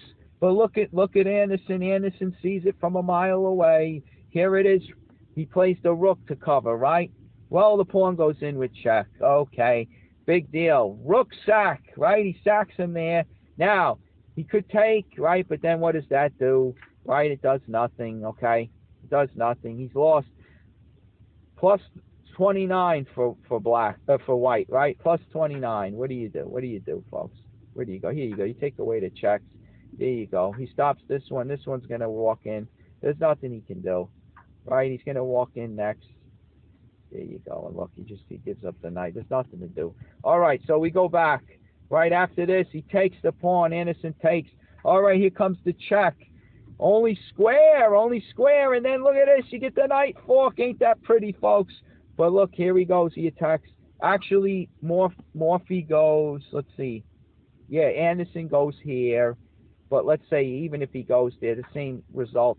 They're going to trade on E2. Okay? And now we got, look at the scenario now. The rook, right, folks? The black rook versus the white bishop. But you got these three pawns. It's all the world of difference. The king tries to relieve the rook so he could get in the game. So he covers H8 now. Morphy covering H8 with the king to G7. Black has a hopeless position. If he comes up to attack the pawn, right, king to F5, you got this guy going up, right? King can't even come back, the bishop, right? So now the king tries to come here to get ready. If he advances here, he tries to jump up, but he doesn't let him do that, okay? He plays the king up, and it says, and nothing can stop the progress of the white king. Let's see, folks. What do you think? Let's see. What does he want to do? He wants to go over here, put pressure on the F pawn. All right, king over, right? Now, if he takes, he can't because he gets this guy, and he goes in with check, similar to what we saw before, right? Queening with check. All right, he can't take the pawn. He can't get off the H file unless he gives checks, folks. Unless he gives checks. Or he's trying to keep the king from coming up to support that pawn. Here he goes. What's he going to do, right? Folks, he can't stay on this rank and stay on the H file anymore in any way. King can't move. The king moves away from there, he queens, right? He goes right in. He queens next. There you go. So he's running out of options here. The black pieces are running out of options. Okay, here he comes. He comes up. He can't keep him back anymore. All right, he's got to stay on the H-file. Here he comes. He's coming around the corner, right? Here he comes. He's coming around. I don't know why he didn't go there to begin with. But anyway, he's going to try to check.